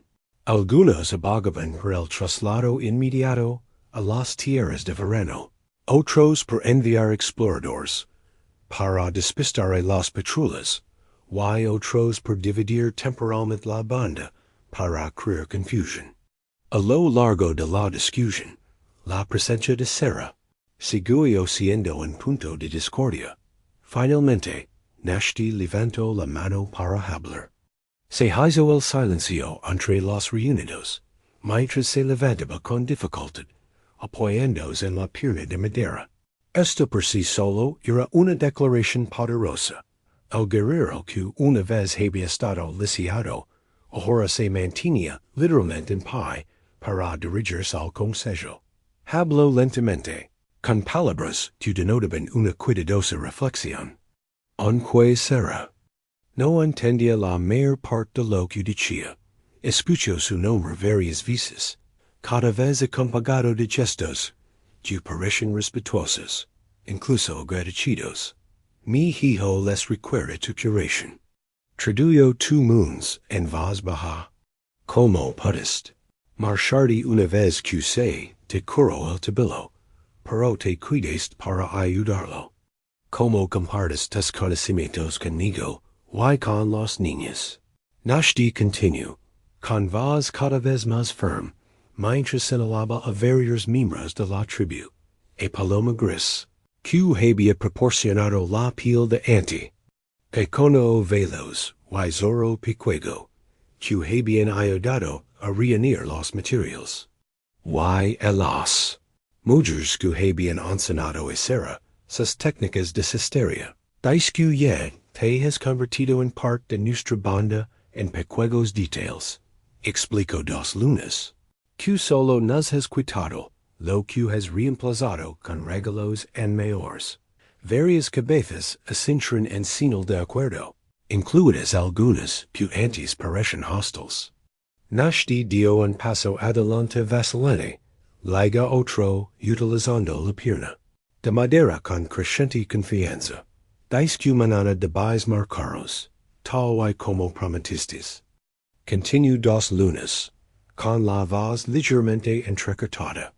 Pero que debemos recordar que, aunque son pocos, es posible tener amigos entre los ojos blancos.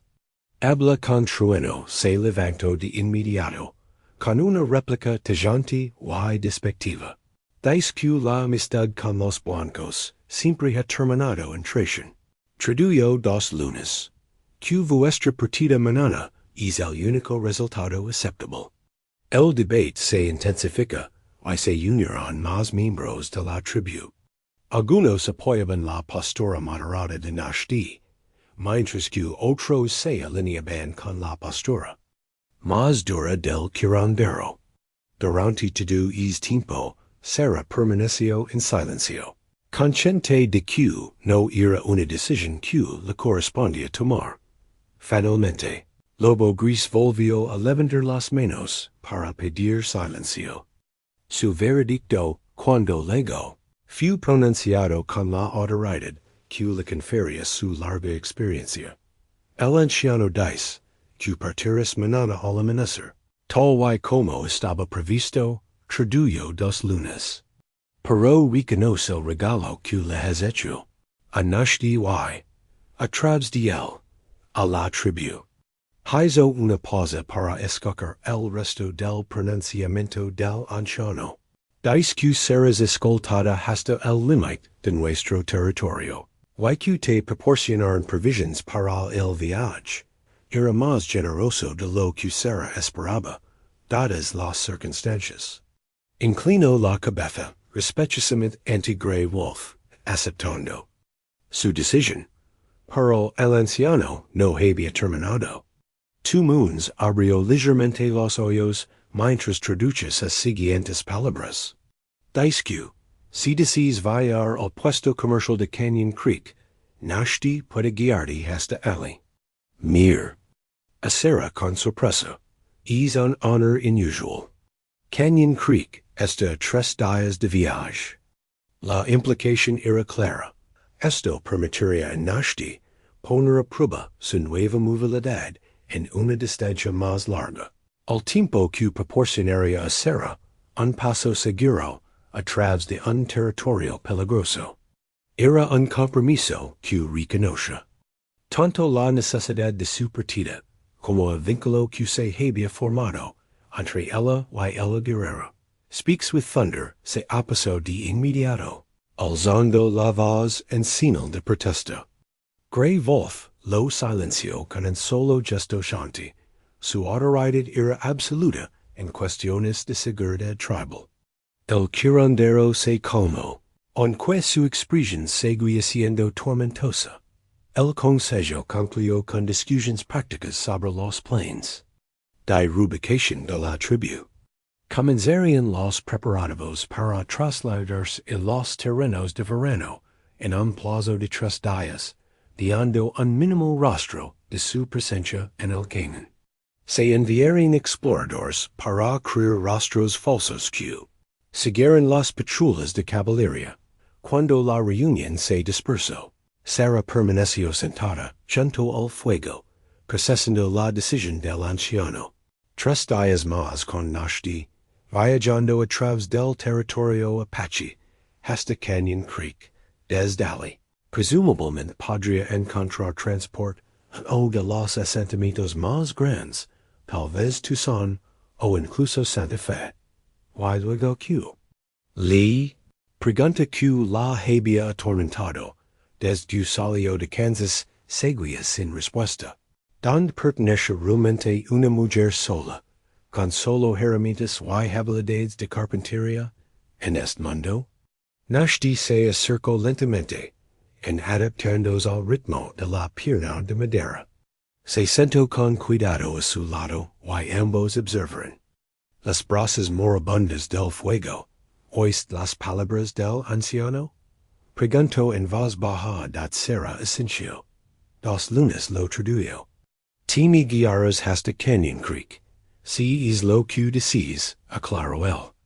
La decisión es tuya dot. Ella lo miro entonces, estudiando el perfil orgulloso que se había vuelto tan familiar en las últimas semanas. YTQ decís, Náshdí. Él la miró fijamente a los ojos. Deseo caminar a tu lado un poco más. Aprender esta nueva etapa, en un viaje con un propósito.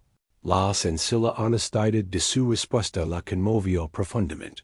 Entonces yo también lo deseo, respondió ella. La pluma sagrada de águila yacha en la palma curtida de dos lunas, con los bordes tenidos de ochre rojo, y pequeñas cuentas blancas, es del escudo de guerra de mi marido. Le explicó a Sarah. Hace muchos veranos, antes de que los casacas azules llegaran en nuestras montañas. Tiene un gran poder, protégé en los viajes peligrosos. Sarah dudó, consciente del significado de tal regalo en la cultura apache. No puedo aceptar algo tan valioso. Tu moons negó con la cabeza con firmeza. No es para que lo guards.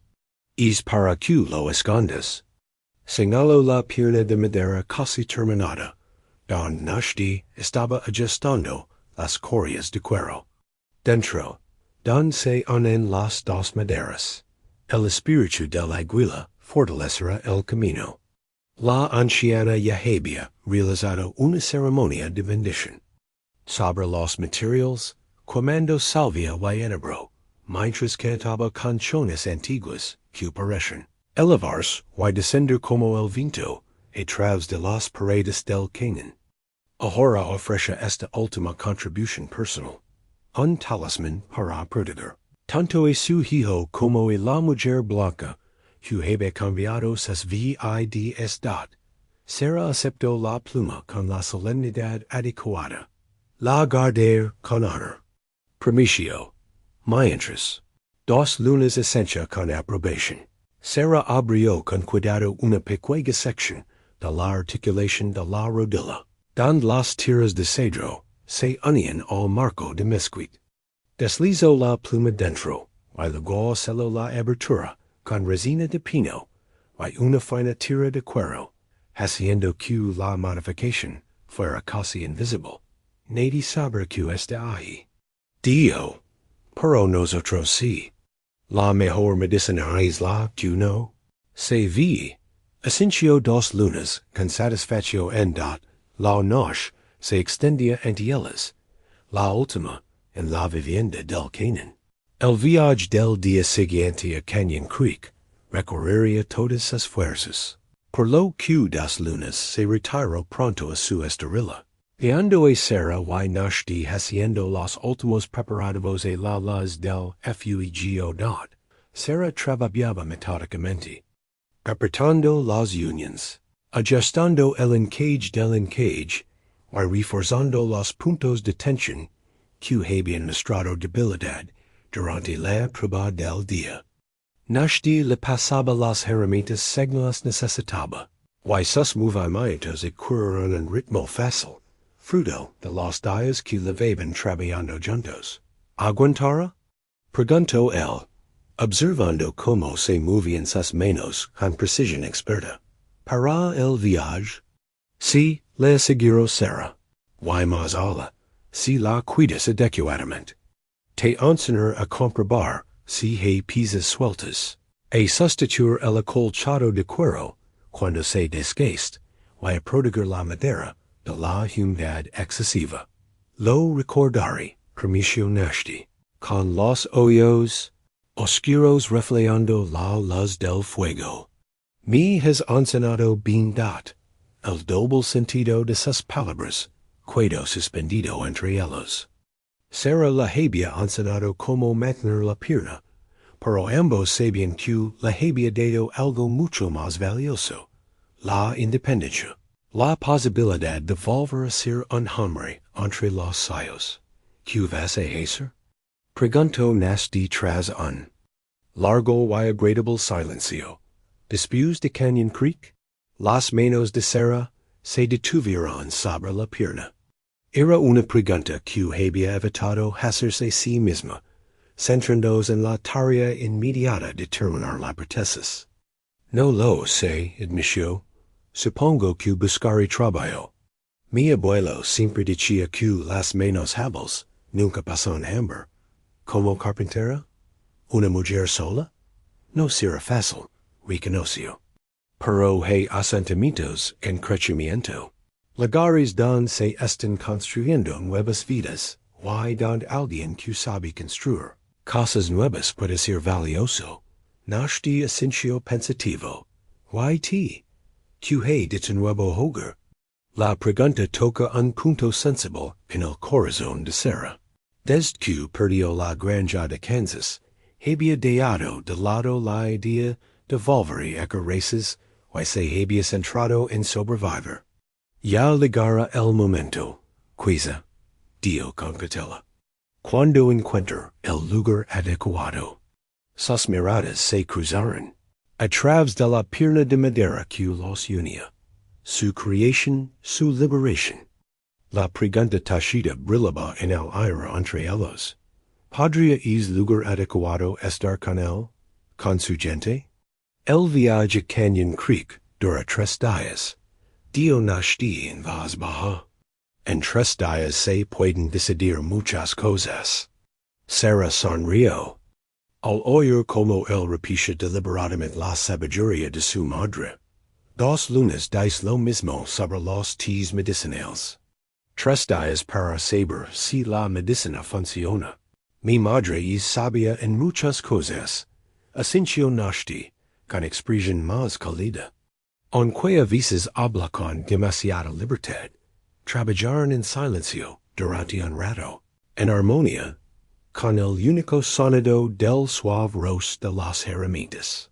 De Sarah contra la madera, y el occasional chisparodeo de las brasas del fuego. Afuera, cantaban los pájaros nocturnos, y, en algún lugar a lo lejos, los coyotes olaban a la luna creciente. Tengo algo para ti, dijo Náshdí de repente, buscando detrás de él un pequeño objeto envuelto en una piel suave. Para el viaje. Sarah aceptó el paquete y lo desenvolvía con cuidado, dejando al descubierto un colgante de madera bellamente talado con un cordón de cuero.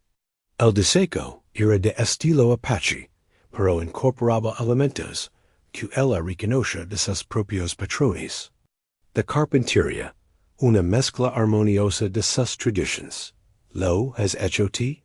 Preguntó, conmovida por el significado del regalo. Náshdí asintió. Mientras trabajabas en mi pierna. Me pareció adecuado crear algo para de cambio. Señaló el colgante. El aguila, para proteger. Las montañas, para dart. Fuerza. Al agua que fly, para que encuentres nuevos caminos. Sarah recorrió con la yema del dedo los intrincados grabados. Es precioso, dijo en voz baja. Gracias, ¿me permites? Preguntó él, indicando que se lo colocaría alrededor del cuello. Sarah asintió y se giró para que él pudiera deslizar el cordón de cuero por su cabeza. Sus dedos rozaron la nuca de ella mientras aseguraba el nudo, y es breve contacto. Le provocó un calor inesperado. Cuando se volvió, sus rostros estaban más cerca que antes. Durante un instante, ninguno de los dos se movió, y la posibilidad de algo más flotaba entre ellos como una presencia tangible. En mi tribu, dijo Náshdí en voz baja, cuando un hombre le da un regalo hacia una mujer, expresa lo que su corazón no se atreve, es decir en voz alta dat Sarah, cerró la mano alrededor del colgante. Y en mi mundo, cuando una mujer acepta un regalo así, reconoce lo que su corazón ha oído. Al momento se prolongó entre ellos, frágil y precioso. Entonces, con suave moderación, Náshdí volvió su atención a la pierna de madera, respetando los límites que han existen entre sus mundos. Deb cuidar perfecta para manana. Dio, aunque su voz tenía un matiz que nada tenía que ver con la esencia. Será esencial. Igualmente reacia a romper la tenue conexión que se había formado. En nos queda mucho por hacer, antes del amanecer. Trabajar en toda la noche, hablando poco, pero comunicandos mucho, a través de miradas compartidas, while occasional roast de las manos al pasar las herramientas. Cuando la primera luz pálida del amanecer se filtró en el cañón, hicieron los últimos ajustes en la pata de madera, apretando la última correa y asegurando la última unión. Está terminada. Dio será simplemente, pasando la mano por la superficie lisa por última vez. Náshdí asintió, consciente de la importancia del momento. No está terminado, corrigió con delicadeza. Es el comienzo. Afuera, el campamento ya se estaba despertando. El grupo de escolta que los acompañaría hasta el límite del territorio apache se preparaba, revisando las armas y reuniendo provisions. Pronto abandonarían el santuario escondido y se aventurarían en las peligrosas tierras fronterizas entre dos mundos. Sara reunió sus pocas pertenencias, el rolo de herramientas, un pequeño paquete de provisions que le había dado 2 lunas, y el libro de medicina natural que había escrito durante su intercambio de conocimientos. Todo lo que pasaba en el mundo cabía fácilmente en un hatilo que podía levar a la espalda cuando salieron a recibir el amanecer. Náshdí se erguía con la ayuda de su leva pierna, y 2 lunas los observaba con ojos entendidos. La anciana no dio nada, pero su leve sonrisa lo decía todo, sobre lo que percibía en su futuro común. El bastón, talado en roble fulminado por un rayo ecos, antes de la legión de Náshdí, se apoyaba contra la entrada de la vivienda. Su superficie estaba desgastada por los ecos de uso, y la parte superior tenía la forma sutil de una cabeza de halcón, testimonio de la antigua habilidad de su dueño, como cazador y artista. Durante 3 ecos, había sido su compañero inseparable, soportando su peso mientras se arrastraba por el cañón. Ahora estaba listo para un propósito diferente, no como una muleta necesaria, sino como una ayuda ocasional en un viaje que pondría a prueba tanto a la pierna de madera como al hombre que la lavaba. Toda la tribu se reunió en el claro central, cuando la luz del amanecer inundó el cañón. Incluso aquellos que se habían opuesto a la presencia de Sara acudieron para presenciar este momento, la culminación de su extraña medicina y el valor de Náshdí. La pierna de madera, bien sujeta a su manón, brillaba con una capa de cera. Diabeja la resina de pino que la protegería de los elementos durante el viaje. Recuerda, le indicó Sara en voz baja. De pie frente a él. Cuando estés quieto, mantén el peso directamente hacia abajo.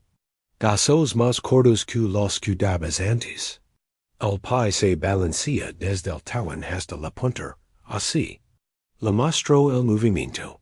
Náshdí asintió con la cabeza, con el rostro sereno, pero con los ojos brillantes de determinación. 2 lunas estaba de pie cerca de él, con una expresión que mezclaba esperanza y preocupación. La mirada eterna de una madre que ve a su hijo intentar algo peligroso, pero necesario. Estoy listo, Dio, buscando los hombros de Sara, para ayudarse a levantarse da tribu se quedó en silencio, mientras Náshdí se ponía de pie, manteniendo el equilibrio con cuidado entre Sara y 2 lunas.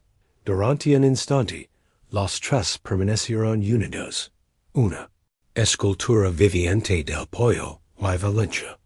Entences, tras resper hondo, Náshdí solto a las dos mujeres, y se mantuvo en pie por sus propios medios, con una pierna de madera y otra de carne. Un murmullo recorrió la multitud que observaba. Incluso habla con trueno, de pie al fondo con los brazos cruzados. No pudo ocultar su sorpresa ante la postura firme que mantenía. Náshdí, el guerrero se permitió una pequeña sonrisa de triunfo antes de concentrarse en el siguiente rito. Caminar sin ayuda. Pasos pequeños, le recordó Sarah en voz baja. Siente como se mueve la articulación. Náshdí asintió y dio un paso adelante con cuidado con su pierna natural, seguido de un paso vacilante con la de madera. Hubo un momento de tensión mientras ajustaba el peso y la articulación de la rodilla. Se comprimía ligeramente, tal y como estaba previsto. Luego dio otro paso y otro, y cada movimiento se volvió más fluido, a medida que se adaptaba al ritmo de la proti, y se da la reacción de la tribu. Paso de murmullos de sorpresa a expresiones de asombro, cuando Náshdí dio una vuelta completa alrededor del fogón central sin vacilar. Los niños señalaban con asombro, mientras que los guerreros más viejos ascension con un respeto recién descubierto. Lobo gris, el anciano de la tribu, observaba con ojos inescrutables. Su rostro anciano, sin revelar nada de sus pensamientos. Después de completar el círculo, Náshdí se detuvo ante Sarah, con el pecho subiendo y bajando por el esfuerzo, pero con el rostro iluminado por una alegría que ella nunca había visto antes. Funciona. Dio simplemente, con un tono que contradice la emoción de su voz. Funciona. Asintió Sarah, con la garganta apretada por el orgullo y algo más profundo y personal. Tu moon se acercó con el bastón para el viaje. Dio, ofreciéndoselo, a su hijo. Incluso las piernas fuertes a veces necesitan de cáncer. Náshdí aceptó el bastón con un gesto respetuoso, reconociendo la sabiduría de sus palabras. Luego, para sorpresa de todos, se volvió y se lo entregó a Sarah. Ti también lo necesitarás. Dio, el camino a Canyon Creek tiene muchos tramos empinados. El gesto ofrecer apoyo a la mujer que le había devuelto la movilidad. Tenía un peso simbólico que no pasó desapercibido para la tribu que observaba. Varias de las mujeres mayores intercambiaron miradas complaces, mientras que los guerreros más jóvenes estudiaban a Náshdí con renovado interés, viendo en él una vez más al líder que había sido antes de su legión. Lobo gris se acercó, con pasos mesurados que delataban su avanzada edad.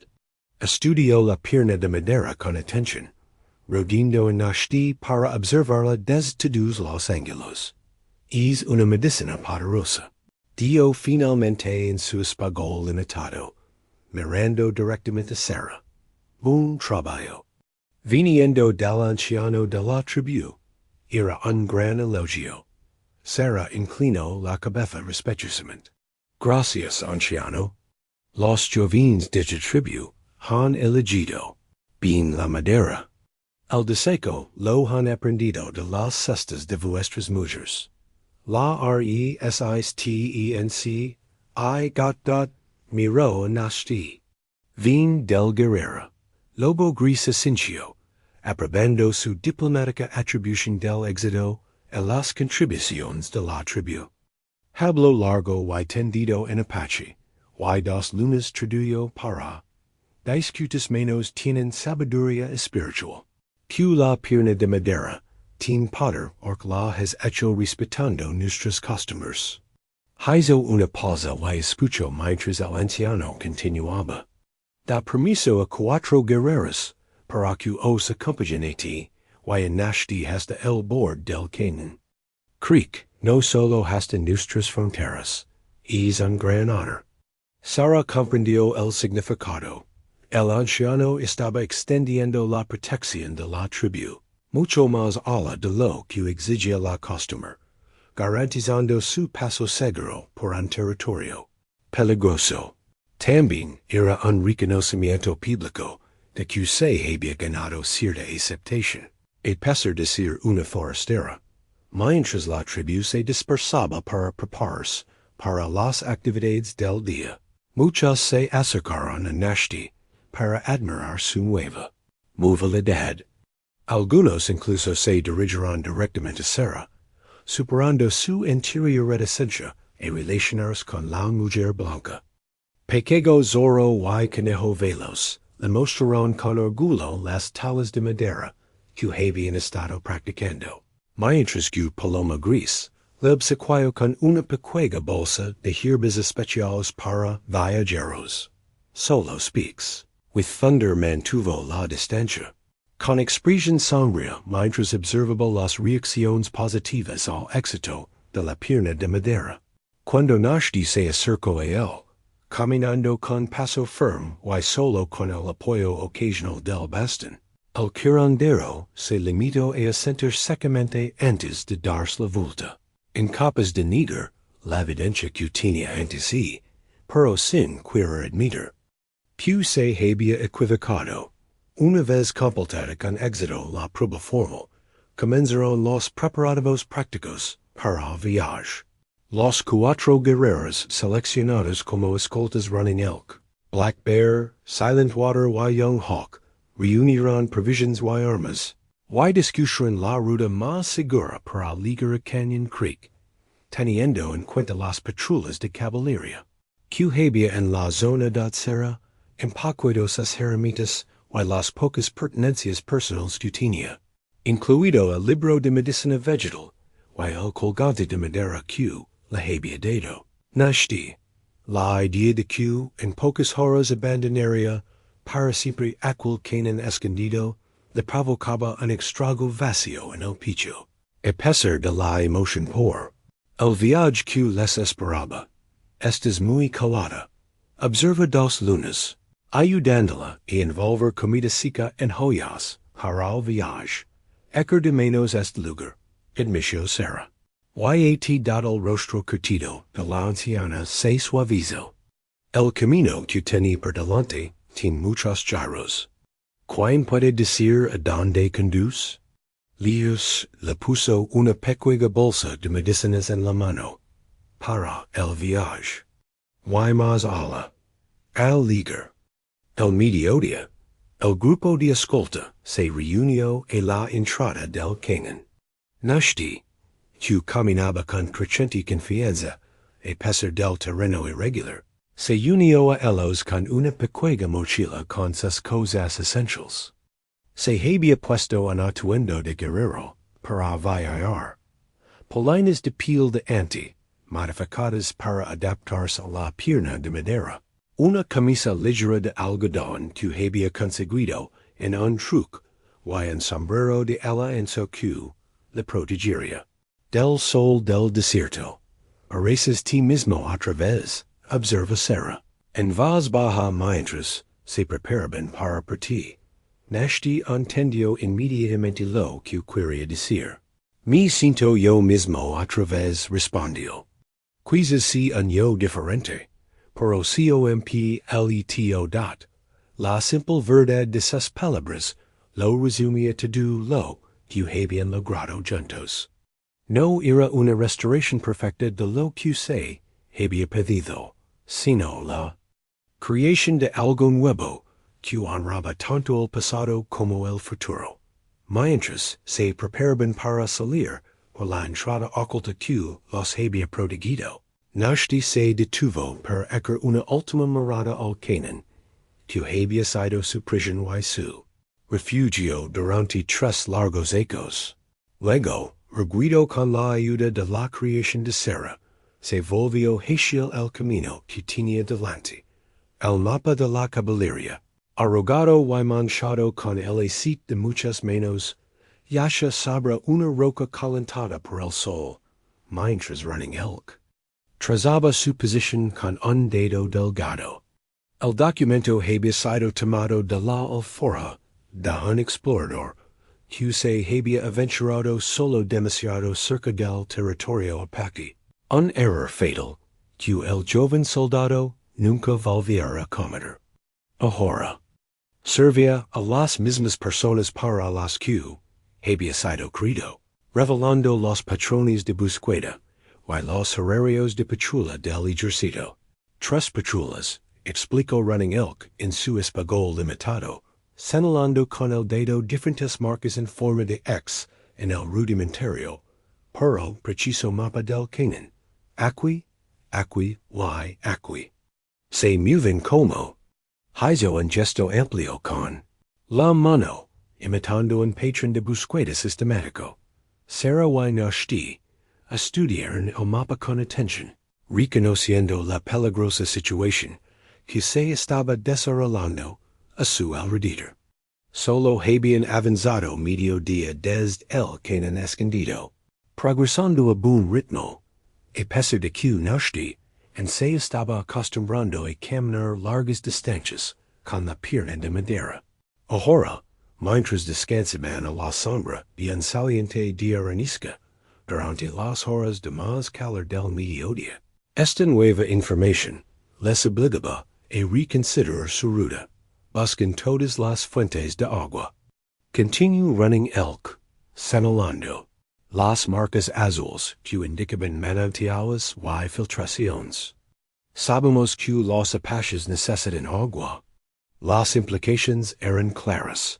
La caballería estaba empleando una estrategia tan antigua como la propia guerra en el desierto. Controla el agua y controlarás a la gente. Al revisar sistemáticamente todas las fuentes de agua de la región, acabarían descubriendo el cañón escondido obligando a sus habitantes a salir al descubierto. La tribu de marchar pronto, dio Náshdí con rostro sombrío.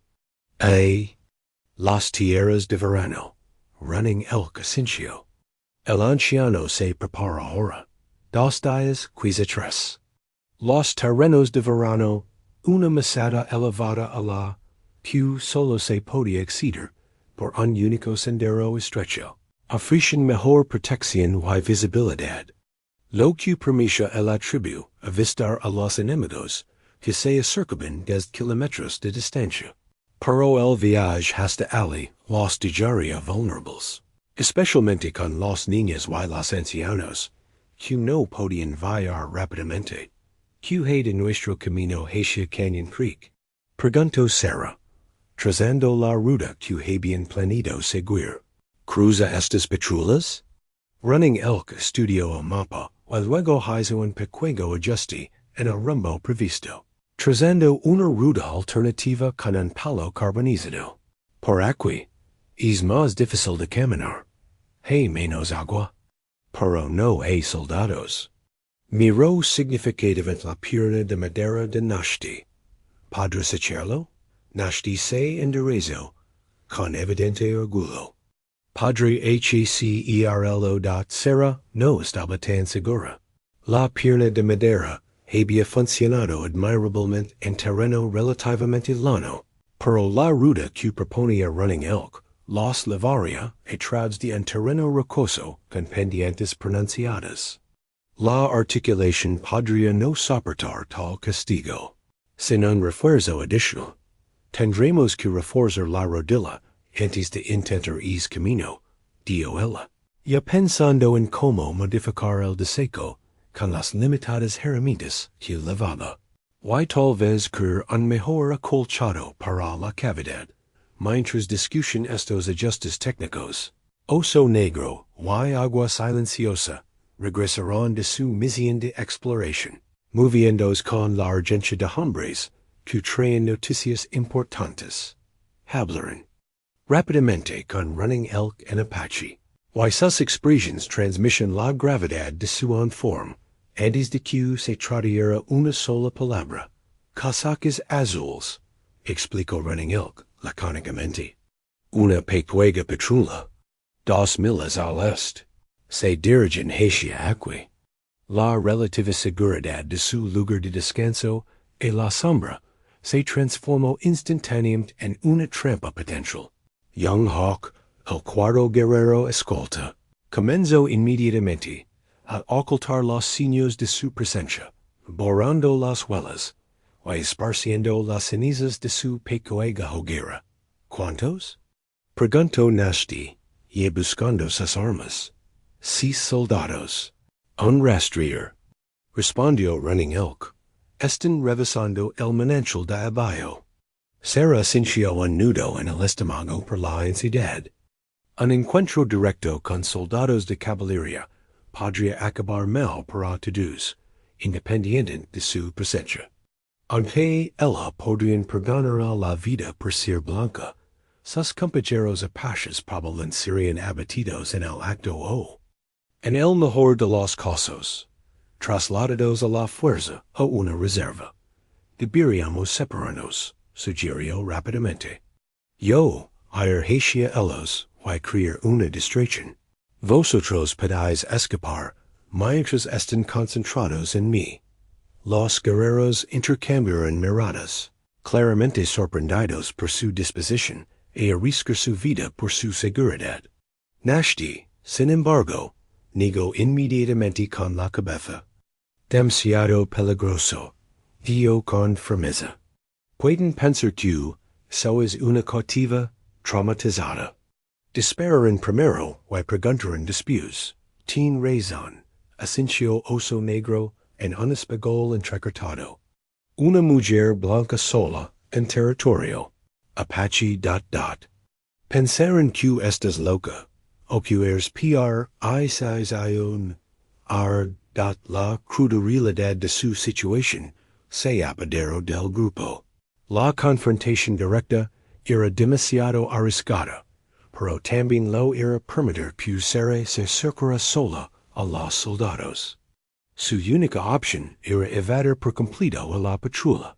De otra manera, dio silent water en voz baja, hablando, por primera vez desde que Sarah lo conoce. Señaló una grieta casi invisible en la pared del cañón detrás de ellos. Un sendero antiguo, estrecho, conduce a terreno elevado. Running Elk asintió lentamente, considerando la sugerencia. Un ojo, hermano, pero miró significativamente la pierna de madera de Náshdí, y luego a Sarah, dat la implicación era clara. El camino podría ser demasiado difícil para la movilidad en incipiente de Náshdí, o para Sarah, con su limitada experiencia en terrenos tan traicioneros. Sin embargo, tenían pocas alternativas con la patrulla acercándose. Puedo hacerlo, afirmó Náshdí con tranquila determinación. La pierna de madera es fuerte y Sarah lo miró a los ojos, y vio en ellos confianza y preocupación, no por él, sino por ella, y yo te seguré a donde quiera que vayas. La seguro, una vez tomada la decisión, reunirán sus pertenencias esenciales, y ocultarán todo rostro de su parada. El joven halcón tomó el mapa, memorizó sus detalles y luego lo rompió deliberadamente en pedazos y los esparció. Era mejor perder la ventaja táctica que les proporcionaba que arriesgarse que el documento cayera de nuevo en manos del ejército, con huellas dactilares apaches dat la estrella en la pared. Rocosa parecía imposiblemente pequeña a primera vista, apenas lo suficiente para que una persona pudiera pasar de lado. Silent water fue primero, demostrando la técnica de girarse de lado, y usar el mínimo apoyo con las manos para atravesar el estrecho passage. Sarah fue la siguiente, encontrando el proceso claustrofóbico pero manageable. La piedra áspera le arenaba la espalda y el pecho mientras avanzaba lentamente hacia la oscuridad. Siguiendo las instrucciones que Silent Water le murmuraba en apache. Detrás de ella venía Náshdí, que se enfrentaba a un reto mucho mayor. Y que su pierna de madera limitaba su capacidad de maniobra en el espacio reducido.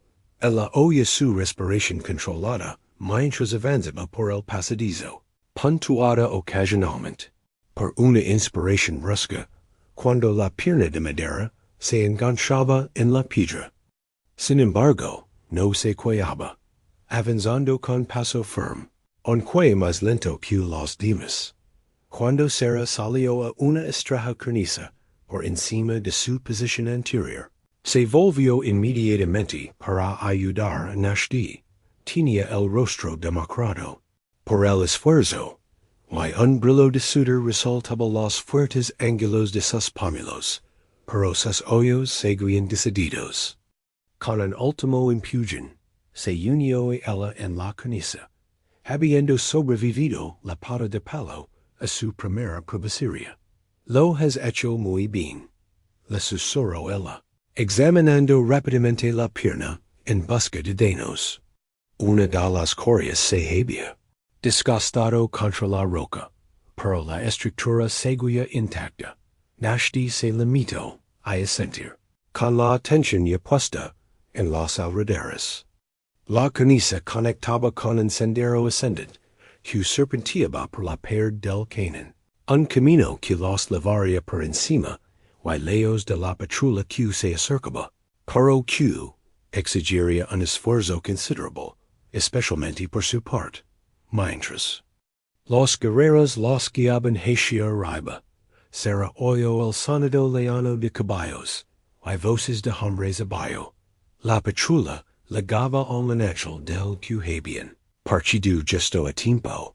Desde su posición elevada, podían ver a los soldados desmontando, comprobando la fuente de agua, y a su rastreador examinando el suelo en busca de señales de actividad reciente.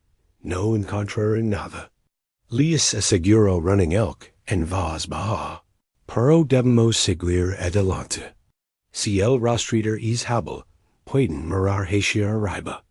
Mientras continuaban el ascenso, Sarah notó que Náshdí se apoyaba con más fuerza en el bastón, y que sus movimientos se volvían un poco menos fluidos.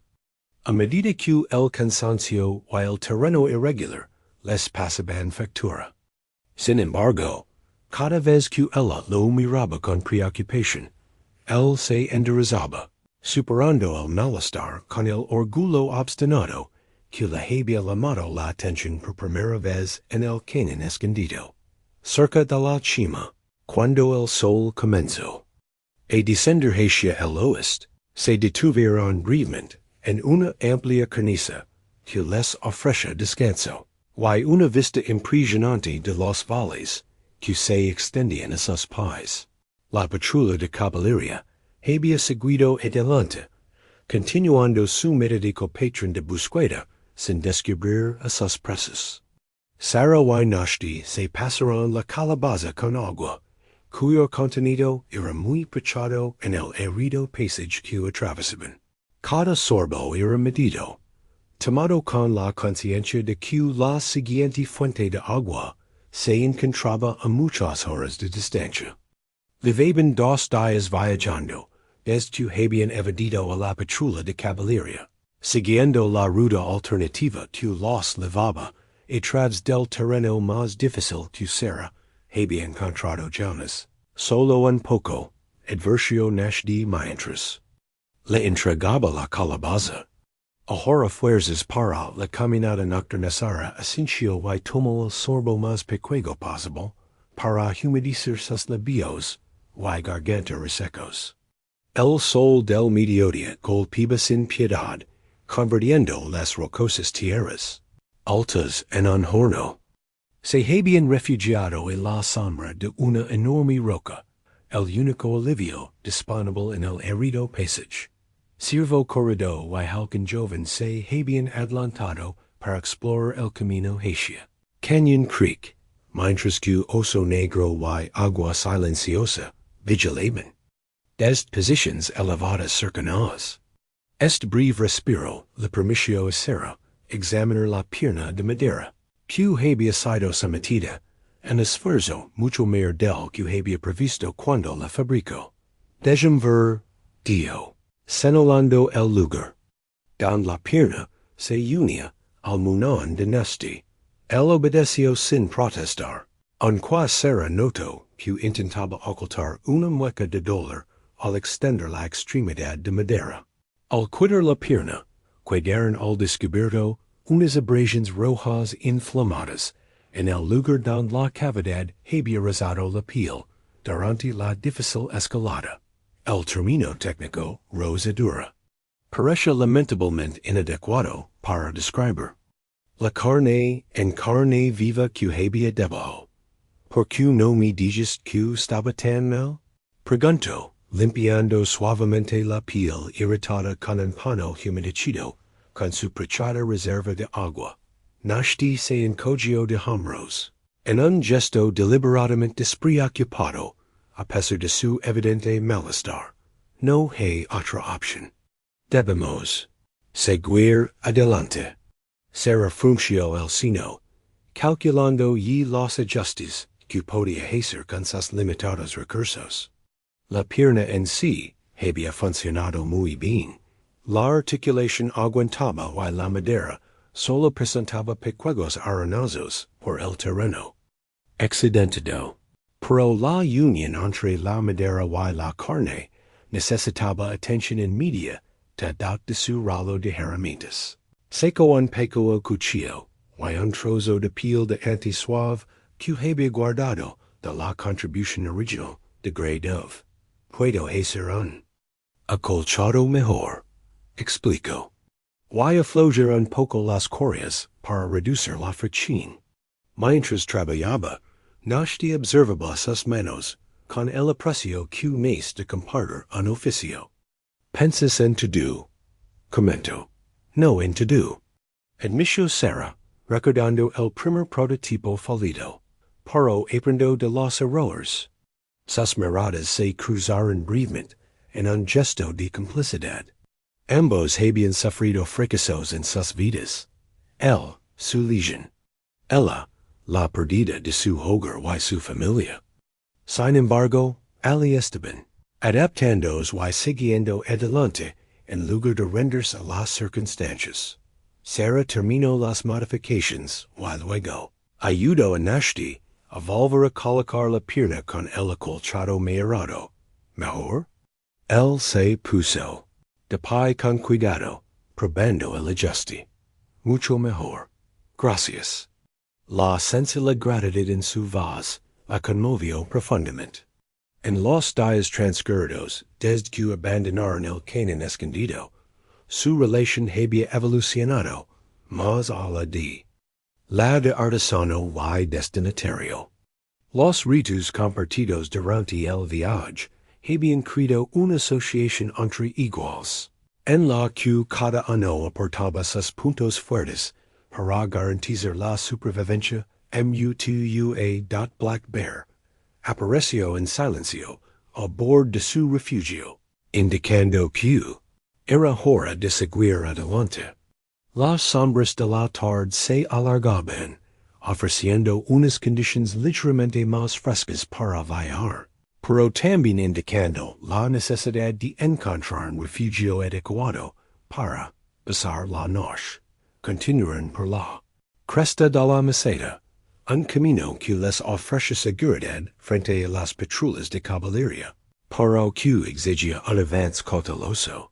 Las rocas sueltas se desplazaban traicioneramente bajo sus pies, y los estrechos pasajes a veces les obligaban a avanzar en fila india por precipicios. A pesar de estas dificultades, Náshdí avanzaba con cada vez más confianza sobre su pierna de madera, aunque Sarah notó que, en algunos tramos especialmente difíciles, utilizaba apoyo y arstat al caer la tarde. Descendieron un pequeño cañón protegido, donde les esperaban running elk y young hawk. Los exploradores habían encontrado no solo una posición defendible para pasar la noche, sino también, lo que era aún más valioso, un pequeño manantial que brotaba de la pared del cañón. Una agua. Confirmo running elk, mientras relative en la calabaza, y otros recipientes. Limpia, dulce. Los guerreros establecieron un perímetro mientras Sarah ayudaba a Náshdí a quitarse la pierna de madera para pasar la noche, permitiendo que su piel irritada respirara. El ritual vespertino se había convertido en algo familiar. A la comprobaba se había daños en la prótesis y en el muñón.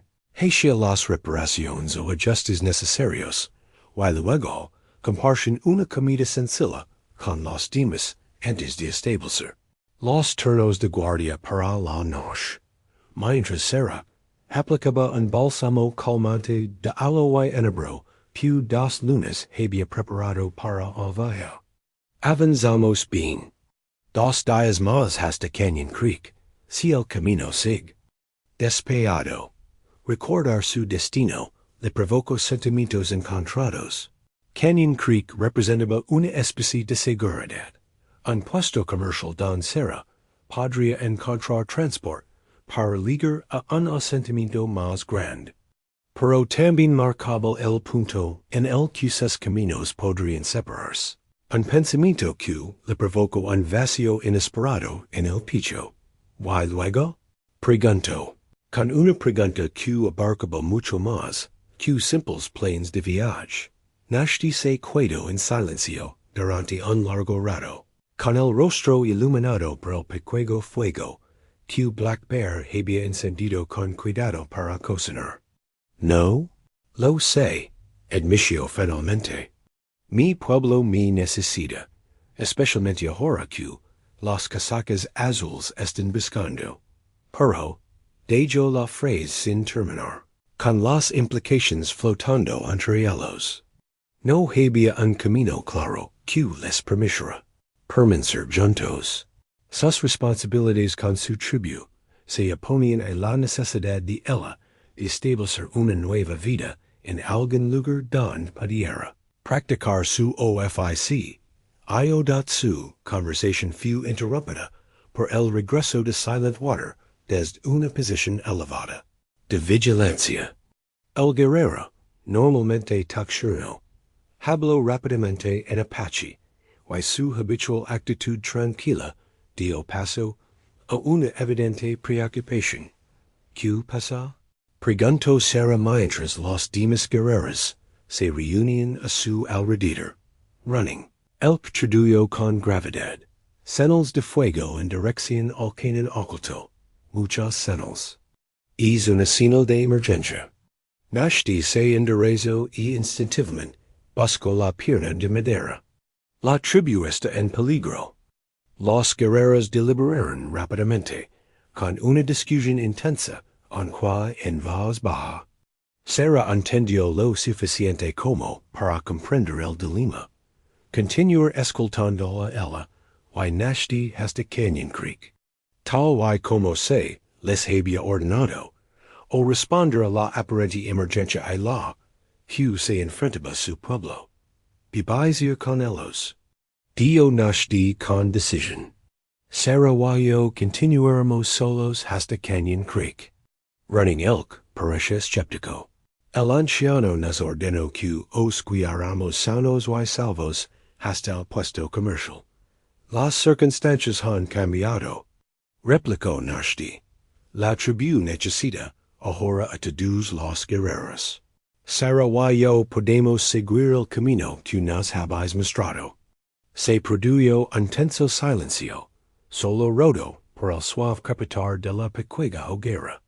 Sarah se dio cuenta de que estaba presenciando una sutil lucha de poder. Náshdí reafirmaba su antigua autoridad como líder tribal a pesar de su discapacidad, mientras que los guerreros más jóvenes observan su respeto por él frente a las órdenes directas del anciano. Finalmente, running elk ascensió lentamente. Partiremos al amanecer. Viajad rápido para llegar a la tribu. Miró a Sarah. ¿Tenía el mapa en la cabeza? ¿Recordé el camino seguro? Sarah asintió. Habían revisado la ruta repetidamente durante los últimos días, identificando puntos de referencia y peligros potentiales. Lo recuerdo. ¿Y las fuentes de agua? ¿Las conocís? Sí, confirmó ella. Mañana, el manantial del bosque, de enebros. Al día siguiente, el manantial de la roca roja. Running elk parece satisfecho, aunque la preocupación en se reflejaba en su rostro. De armos provisions. Agua extra. Armas. Miró fijamente en Náshdí. La pierna de madera. Te serve bien. Pero las tierras del cañón no tienen piedad con los viajeros lentos. Nos las arreglaremos. Le aseguró Náshdí en tranquila dignidad. Mientras los guerreros se preparaban para partir antes del amanecer, redistribuyendo provisions y armas. Sarah y Náshdí se encontraron en la extraña situación de planear un viaje huyerían solos, y no como escolta y protegida, sino como auténticos compañeros, dependiendo cada uno de las habilidades del otro para sobrevivir. ¿Estás seguro de esto? Preguntó Sarah en voz baja, cuando los demás estaban ocupados en otras cosas. Podríamos volver con ellos y ayudar a tu pueblo. Náshdí negó con la cabeza. Mi primer deber ahora es llevarte sano y salvo a Canyon Creek, di mi palabra. Luego volverás con la tribu. Sus hoyos se encontrarán con los de ella y las del fuego. Primero Canyon Creek. Dio simplemente. Luego veremos qué camino se abra ante nosotros. La brújula de Sarah, un instrumento de latín, que había pertenecido a su abuelo, reflejaba la luz del sol de la tarde, mientras lo sostenía en la palma de la mano. La Goya tembló ligeramente antes de situarse en el norte, confirmando que seguían en el camino correcto hacia Canyon Creek. Esta última reliquia de su antigua vida había guiado su viaje. Desde que los guerreros partieron 2 días atrás, complementando las impresionantes habilidades naturales de navegación de Náshdí con precisión mecánica. Estamos cerca. Dio Náshdí, esquadrigando el horizonte desde su posición privilegiada en lo alto de una meseta baja. ¿Ves los árboles verdes en es valle lejano? Don crecen densos los álamos. Es Canyon Creek. Sarah siguió su mirada y distinguió la línea de vegetación que marcaba el curso del agua a unos 8 kilómetros de distancia. 3 días de viaje por un terreno herido, la perspectiva de encontrar agua en abundancia y la relativa seguridad del puesto comercial le provocaban emociones contradictorias. Alivio mezclado con una creciente incertidumbre sobre lo que les depararía el futuro. Si sigamos ahora, podemos ligar antes de que anochezca, comentó ella, fiándose en la posición del sol. Náshdí asintió, pero no hizo ademán de reanudar la marca. En lugar de eso, se sentó con cuidado en una roca plana y se quitó el sombrero para secarse el sudor de la frente. La pierna de madera había funcionado admirablemente durante toda la difícil travesía, y solo había sido necesario hacer el pequeños ajustes cada noche. Su destreza en el uso de la pierna había aumentado día a día, hasta el punto de que ahora se movía con una eficacia que desmentia su naturaleza artificial. Sarah dio al cielo da un momento, pronunciando su nombre con una gravedad que exigía toda su atención. Antes de ligar al puesto comercial, debemos hablar de lo que vendrá después. Ella se sentó a su lado, con la brújula en caliente en la mano, y esa conversación había estado flotando entre ellos durante días, sin que ninguno de los dos estuviera preparado para afrontar las difíciles decisiones que les esperaban al final del viaje. En Canyon Creek, continuó Náshdí, encontrarás Transport de los hombres blancos. Caramados que van a Tucson, quizá a Santa Fe, señalo la línea verde en la distancia. Padres volver a tu mundo. YTL tuyo. Acadio será en voz baja, aunque las palabras sonaban huecas incluso. Mientras las pronunciaba, era el plan, reconoció él. Pero los planes cambian. La gente cambia. Sus hoyos oscuros se encontraron con los de ella. Yo he cambiado. La sencilla declaración quedó suspendida en el aire entre ellos, cargada de un significado tácito. Sarah vio la vista hacia la brújula que tenía en la mano. Calla agulla apuntaba infaliblemente al norte, mientras que su propio rumbo seguía siendo incierto. Desde que perdí la pierna, continuó Náshdí, creía que mi camino estaba trazado. Un guerrero lisiado, viviendo de los recuerdos de lo que me habían arrebatado, se golpeó la pierna de madera. Pero este regalo que has creado me ha abierto nuevas posibilidades. No solo para caminar, sino para volver a elegir mi propio camino. ¿Qué camino elegirías? Preguntó Sarah, con el corazón latiendo más rápido a pesar de su intento por mantener la compostura. Náshdí señaló con un amplio gesto el vasto paisaje que se extendía ante ellos. El mundo está cambiando. Los antiguos costumbres apache, vagabundir libremente, vivir de la casa y las incursiones, pronto llegarán a su fin. Mi pueblo debe encontrar un nuevo camino, o parachera. Se volvió hacia él. En cañón. Creek un lugar donde algunos apaches han comenzado a comerciar, en lugar de lucrar. Están aprendiendo nuevas habilidades para sobrevivir en tiempos de cambio. Sarah había oído rumores sobre esos asentamientos, lugares donde los nativos habían establecido frágiles relaciones específicas con los colonos blancos, encontrando formas de coexistir en lugar de resistir.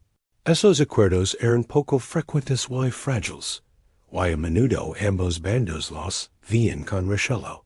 ¿Estás pensando en cuidar de Ali? Preguntó ella, sorprendida. ¿No volverás con tu tribu? Estoy considerando muchas cosas, respondió él con cautela. Incluso pedirte que te cuides también dat. La franqueza de sus palabras le dejan aliento. Aunque sus sentimientos crecientes habían sido evidentes en pequeños gestos y miradas a lo largo del viaje, ninguno de los dos había hablado tan claramente sobre un futuro juntos.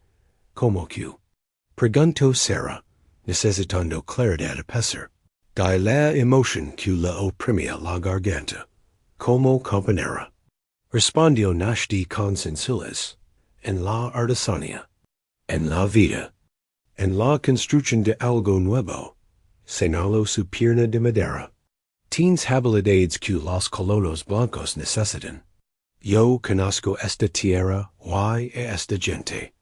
Juntos podremos crear un lugar para nosotros. La posibilidad se desplegó ante ella. No volver a los asentamientos establecidos, donde una mujer carpintera se enfrentaría al escepticismo constante, sino ayudar a construir algo nuevo en esta frontera entre mundos. Utilizar sus habilidades no solo para fabricar muebles, sino para tender puentes entre culturas. ¿Y tu gente? Preguntó ella. ¿Tu madre? La tribu te necesita, especialmente ahora que la caballería os está buscando. La expresión de Náshdí se volvió solemn. Esta es la decisión más difícil. Mi corazón se debate entre dos opciones.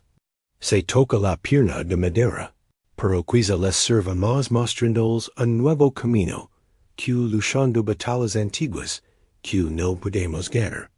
Sarah comprendió el peso de su decisión.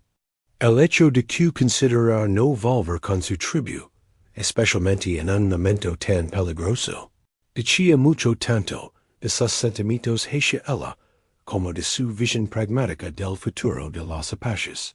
Lo que seguirás no será fácil, dio con cautela, para ninguno de los dos. No. Asincio el. Quienes caminan entre dos mundos. Rara vez encuentran caminos fáciles. Será abrió la calle de la brújula, y sacó la fotografía descolorida de su abuelo, que guardaba dentro de la tapa. Sus ojos bondadosos parecen mirarla con la misma expresión que tenía cuando le enseñaba una técnica de carpintería especialmente difícil. Un estímulo paciente para que intentara algo difícil, pero que merece la pena. Mi abuelo siempre decía que la medida de tu vida es lo que construyes, no lo que posees. Dio en voz baja. Náshdí asintió con aprecio por la sabiduría de las palabras. Bonitas palabras. ¿Qué decís construir, Sarah Fleming? La pregunta lo reduce todo a su esencia. ¿Qué quería realmente creer con la vida que se extendía ante ella? Una existencia solitaria, practicando su oficio en algún pueblo lejano? ¿O algo más audaz, más difícil, pero potencialmente mucho más significativo? Sarah miró hacia Cañón Creek, y luego volvió a mirar a Náshdí. La decisión se cristalizó con sorprendente claridad. Le tendió la brújula, ofreciéndosela con deliberada formalidad. En mi cultura, una herramienta es la posición más personal que tiene un artesano, explicó. Cuando se la pasan a otra persona, representa confianza, continuidad, un propósito compartido. Náshdí aceptó la brújula con la solemnidad adecuada, comprendiendo el significado del gesto. Y en mi cultura, aceptar un regalo así es aceptar la responsabilidad de honrar su significado. Sus manos se tocaron cuando la brújula pasó entre ellos, y el contacto se prolongó mientras sus miradas se mantenían fijas. No hicieron falta más palabras en ese momento. La decisión estaba tomada, no solo con la lógica, sino con unos corazones que habían encontrado un terreno común inesperado en las circunstancias más improbables. Cuando el sol comenzó su descenso, final hacia el horizonte occidental, recogieron sus pertenencias y reanudaron su viaje hacia Cañón Creek. El puesto comercial seguía siendo un destino crucial, pero ya no era un final. En cambio, se había transformado en su visión compartida para convertirse en el comienzo de algo que ninguno de los dos había imaginado cuando sus caminos se cruzaron por primera vez en un cañón escondido. La manta de boda tomó forma Bajo. Las manos expertas de tu mundos. Cada hebra tallida con propósito y significado. La anciana había llegado a Cañón Creek 3 semanas después que Sarah y Náshdí, formando parte de un pequeño contingente de la tribu que había logrado evadir. Las patrullas de caballería y rubicarse en un territorio más seguro. Sus dedos curtidos trabajaban sin descanso, incorporando patrones tradicionales apaches, junto con símbolos que representaban la herencia carpintera de Sarah, cuadrados que sugerían carpintería, líneas diagonales que evocaban joyas de sierra, círculos que simbolizaban el giro de la madera en un torno, y una manta que habla 2 idiomas. Explicó 2 lunas mientras Sarah observaba su trabajo. Como la vida que construyes aquí. Cañón Creek había sorprendido a Sarah por su carácter único.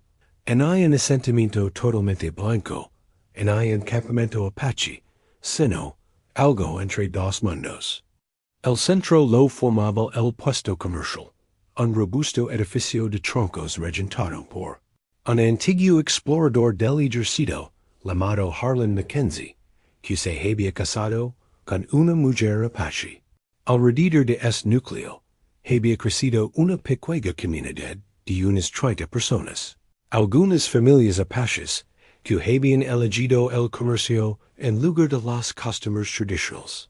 Unos pocos colonos blancos dispuestos a convivir pacíficamente con ellos y un puñado de familias mexicanas que llevaban mucho tiempo habitando la zona fronteriza. Su llegada había provocado un rechazo inicial, sobre todo hacia Náshdí, cuya actitud guerrera era inconfundible, a pesar de su pierna de madera. Pero las habilidades de Sarah como carpintero pronto demostraron su valor en un lugar donde todas las estructuras necesitaban ser construidas o reparadas.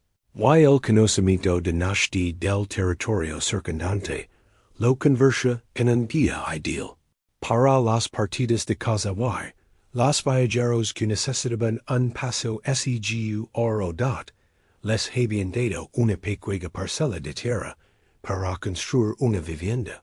Como pongo por el trabajo de Sarah construyendo nuevas estanterías y mostradores en el puesto comercial de Mackenzie.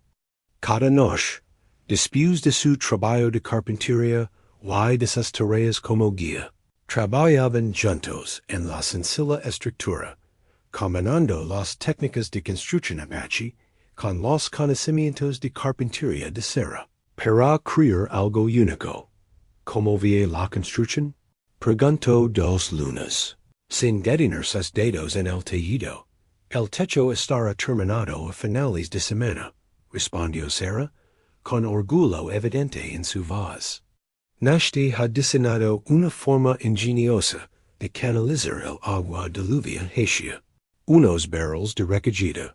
2 moons asintió con aprobación. Siempre ha sido hábil con las manos, incluso de niño. Ahora tiene una razón para volver a utilizar don. Le dirigió a Sarah una mirada complice. Le has dado más que una pierna de madera. Le has devuelto su propósito. Sarah sintió que le ardían las mejillas. Les hemos dado un propósito, el uno al otro. Corrigió con delicade jod. La sonrisa de la anciana acentuó las arrugas que le radiaban los ojos. Sí. Así es como debe ser entre un hombre y una mujer. Dejó a un lado el tejido por un momento. El anciano de la tribu envía un mensaje. Tu unión tiene su bendición. La noticia alivió un peso que Sarah no había reconocido del todo. Aunque ella y Náshdí habían tomado la decisión de forma independiente, la aprobación de los ancianos de la tribu era muy importante, sobre todo para ¿y los demás? Preguntó Sarah. ¿Habla con el trueno? 2 lunas hizo un gesto de desprecio, y nunca lo aprobara. Pero su voz pierde fuerza, ahora que los demás ven nuevos caminos por delante. Ella reanuda su tejido. 10 familias más de nuestra banda se unirán a nosotros, aquí después de la luna de verano. Han elegido el comercio en lugar de la lucha, el aprendizaje en lugar de la muerte. Esta migración representaba un cambio significativo en la estrategia de supervivencia de la tribu, a no que Náshdí había defendido desde su llegada. En lugar de continuar una resistencia que solo podía terminar en derrota, había propuesto una adaptación selectiva, preservando los elementos culturales esenciales, mientras se aprendían las habilidades necesarias en un mundo cambiante. No. Todos estaban de acuerdo con este enfoque. Algunos guerreros se habían marcado a las montañas para continuar con la resistencia tradicional. Otros habían aceptado a regañadientes el traslado a la reserva de San Carlos. Pero un mero cada vez mayor veía la sabiduría de este camino intermedio que representaba Cañón Creek. Sarah oyó el característico paso de Náshdí, acercándose antes de que apareciera en la puerta de la pequeña vivienda de 2 moons. La ligera irregularidad de sus pasos le resultaba tan familiar como los suyos propios. Un ritmo que podía reconocer entre sí. La partida de casa ha regresado con dos siervos, anuncio, con el rostro iluminado por el sol y el éxito. Mackenzie ha pagado un precio justo por la carne. Que tenga un buen día. Sus ojos se encontraron inmediatamente con los de Sarah, y la conexión entre ellos era tan evidente que tu moon se rió suavemente por encima de su tejido. Aunque habían vivido como pareja desde su llegada a Canyon Creek, habían acordado formalizar su unión con ceremonias que honran las tradiciones de ambos. Ven, dio Náshdí, extendiendo la mano a Sarah. Hay algo que quiero mostrar. Tu moons les hizo un gesto para que se marcaran. Tengo que terminar los preparativos de la boda. La manta estará lista para la ceremonia de mañana. Afuera, el asentamiento bulla con la actividad de la tarde. Niños apaches, blancos y mexicanos, jugaban juntos en la polvorienta zona central, y sus risas trascendían las barreras lingüísticas, que a veces suponían un reto para sus mayores. Las mujeres trabajaban en fogons al aire libre, preparando la cena. Los hombres regresaban de la casa o de los proyectos de construcción. Y su herencia mixta se hacía evidente en la mezcla de estilos de ropa y herramientas que llevaban. Náshdí condujo a Sarah hacia su vivienda casi terminada en las afueras del asentamiento. La sencilla estructura incorporaba lo mejor de sus conocimientos, robustas paredes de troncos como las que Sarah había visto en Kansas, pero con el diseño de techo a dos aguas, que los apaches utilizaban desde hacía mucho tiempo para protegerse de las ocasionales lluvias torrenciales del desierto. Cierra los ojos. Le indicó Náshdí al acercarse dat Sarah obedeció, y dejo que ella guiara con una mano en la parte baja de la espalda.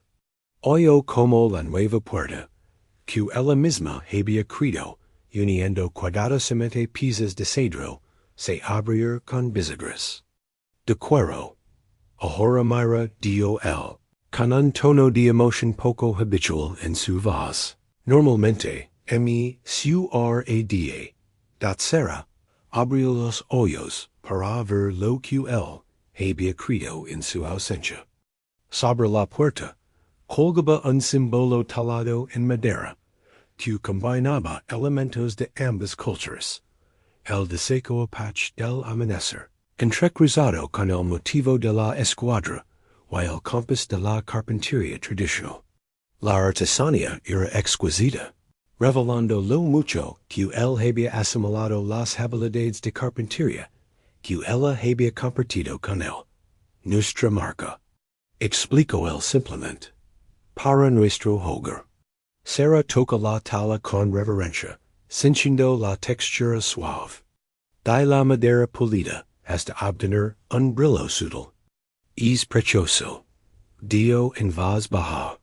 Perfecto. No es perfecta. Corrigió él con una sonrisa. Pero es nuestra. Permanecieron juntos en la puerta de la casa que habían construido, tanto en sentido literal como figurado, entre dos mundos. A través de la puerta abierta, Sarah podía ver el banco de trabajo de madera que había construido, con las herramientas dispuestas con precisión, junto a proyectos a medio terminar. Contra una pared se apoyaba el bastón que Náshdí ya casi no necesitaba, pero que conservaba como recuerdo de su viaje. Mañana pronunciaremos nuestras promesas ante los demás. Dijo Náshdí, tomándola de la mano. Pero primero quiero decir la mía en privado. La miró a los ojos con su característica franqueza. Prometo construir contigo, Sarah Fleming, no solo una vivienda de madera y piedra, sino una vida con sentido y propósito. Sarah la apretó la mano, y los callos de ambas palmas daban testimonio de una vida dedicada a la creación y al trabajo. Why yo prometo caminar a tu lado, Náshdí? Respondió ella.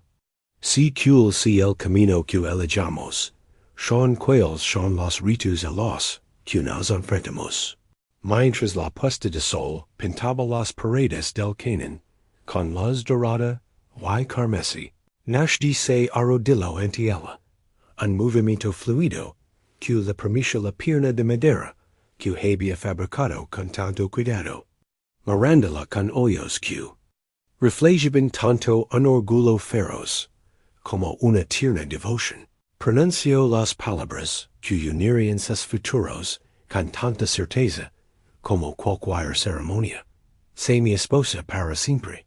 Susurró, y esa es la frase en contra todo lo que habían superado para ligar hasta ese momento. El símbolo familiar talado en cedro captó los primeros rayos del alba, proyectando una sombra distintiva en el umbral de su morada. Había pasado un año desde que Sarah y Náshdí se habían dado el guerrero. Bajo los álamos de Cañón Creek, con la unión bendecida por las ceremonias tradicionales de two moons. Y en sencillo intercambio de promesas entre los diversos habitantes del asentamiento.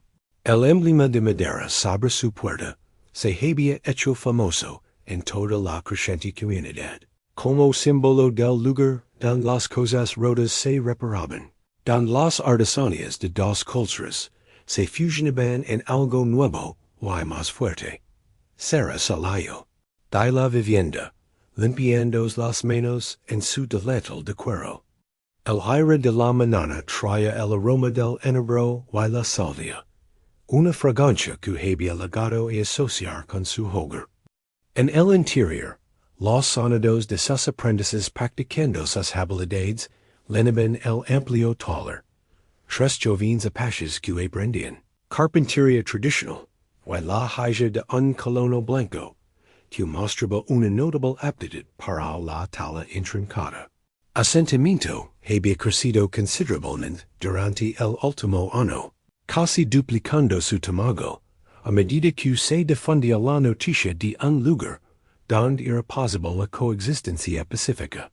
La reputación de Sarah como maestra carpintera había traído a quienes buscaban muebles, herramientas y conocimientos de construcción, mientras que el conocimiento de la tierra y las habilidades diplomáticas de Náshdí lo habían convertido en un intermediario invaluable entre los diversos grupos que ahora llamaban hogar a Cañón Creek.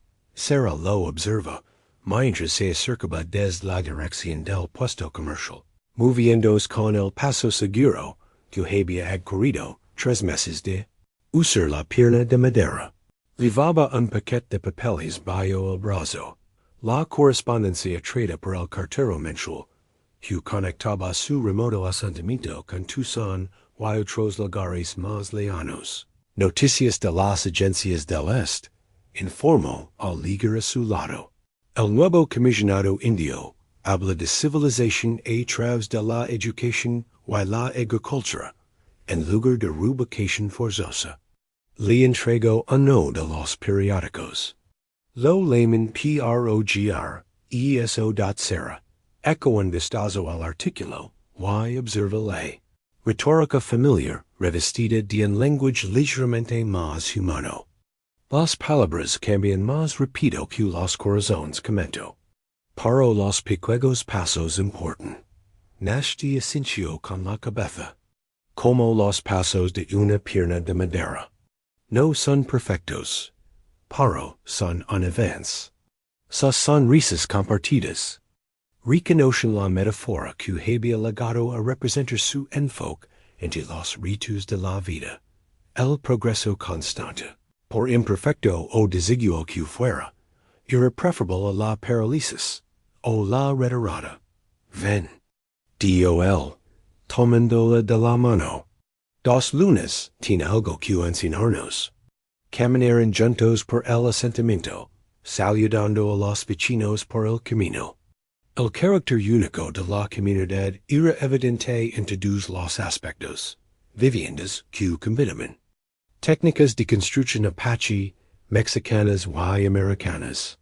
Niños que jugaban a juegos que mezclaban diferentes tradiciones culturales. Jardines en los que crecen tanto plantas autóctonas como cultivos introducidos. 2. Moons se había consolidado como la principal curandera del asentamiento. Y su vivienda servía tanto de hogar como de clínica, donde trataba las dolencias. Con una combinación pragmática de remedios tradicionales y medicinas occidentales obtenidas mediante el truc. El libro de medicina vegetal apache que Sarah había creado durante sus primeros días juntos se había ampliado a 3 volúmenes, con ilustrations y descriptions en varios. Idiom la anciana las esperaba en la puerta, con el rostro iluminado por una rara emoción. Que oportuno la saludó. Acabo de terminar. Dentro, extendida sobre su mesa de trabajo, había una cuna de madera intrincadamente tallada y decorada con símbolos familiares para Sarah y Náshdí, motivos de su manta de boda, combinados con nuevos elementos que hablaban de continuidad y de las generaciones futuras. Para el niño. Explicó 2 lunas, señalando el abultado vientre de Sarah, para llevarlo a salvo entre mundos. Sarah toca la hermosa creación con dedos reverentes, con la emoción apretando la garganta. La cuna no solo representaba al niño que estaba, por líder, el primero de una nueva generación en Canyon Creek, sino también el punto entre culturas que encarnaba su unión. Es pechosa. Logró decir finalmente, perfecta. 2 moons asintió con satisfacción. Un deseo fuerte, como los padres. Señaló símbolos específicos tallados en el patrón. Aquí está la escuadra de carpintero, por el oficio de la madre. Aquí está la flecha del cazador, por la herencia del padre. Aquí indicó un motivo central. Es el nuevo camino que crearon juntos. Náshdí colocó suavemente la mano sobre el vientre redondado de Sarah, cinchando las fuertes patadas de su activo hijo.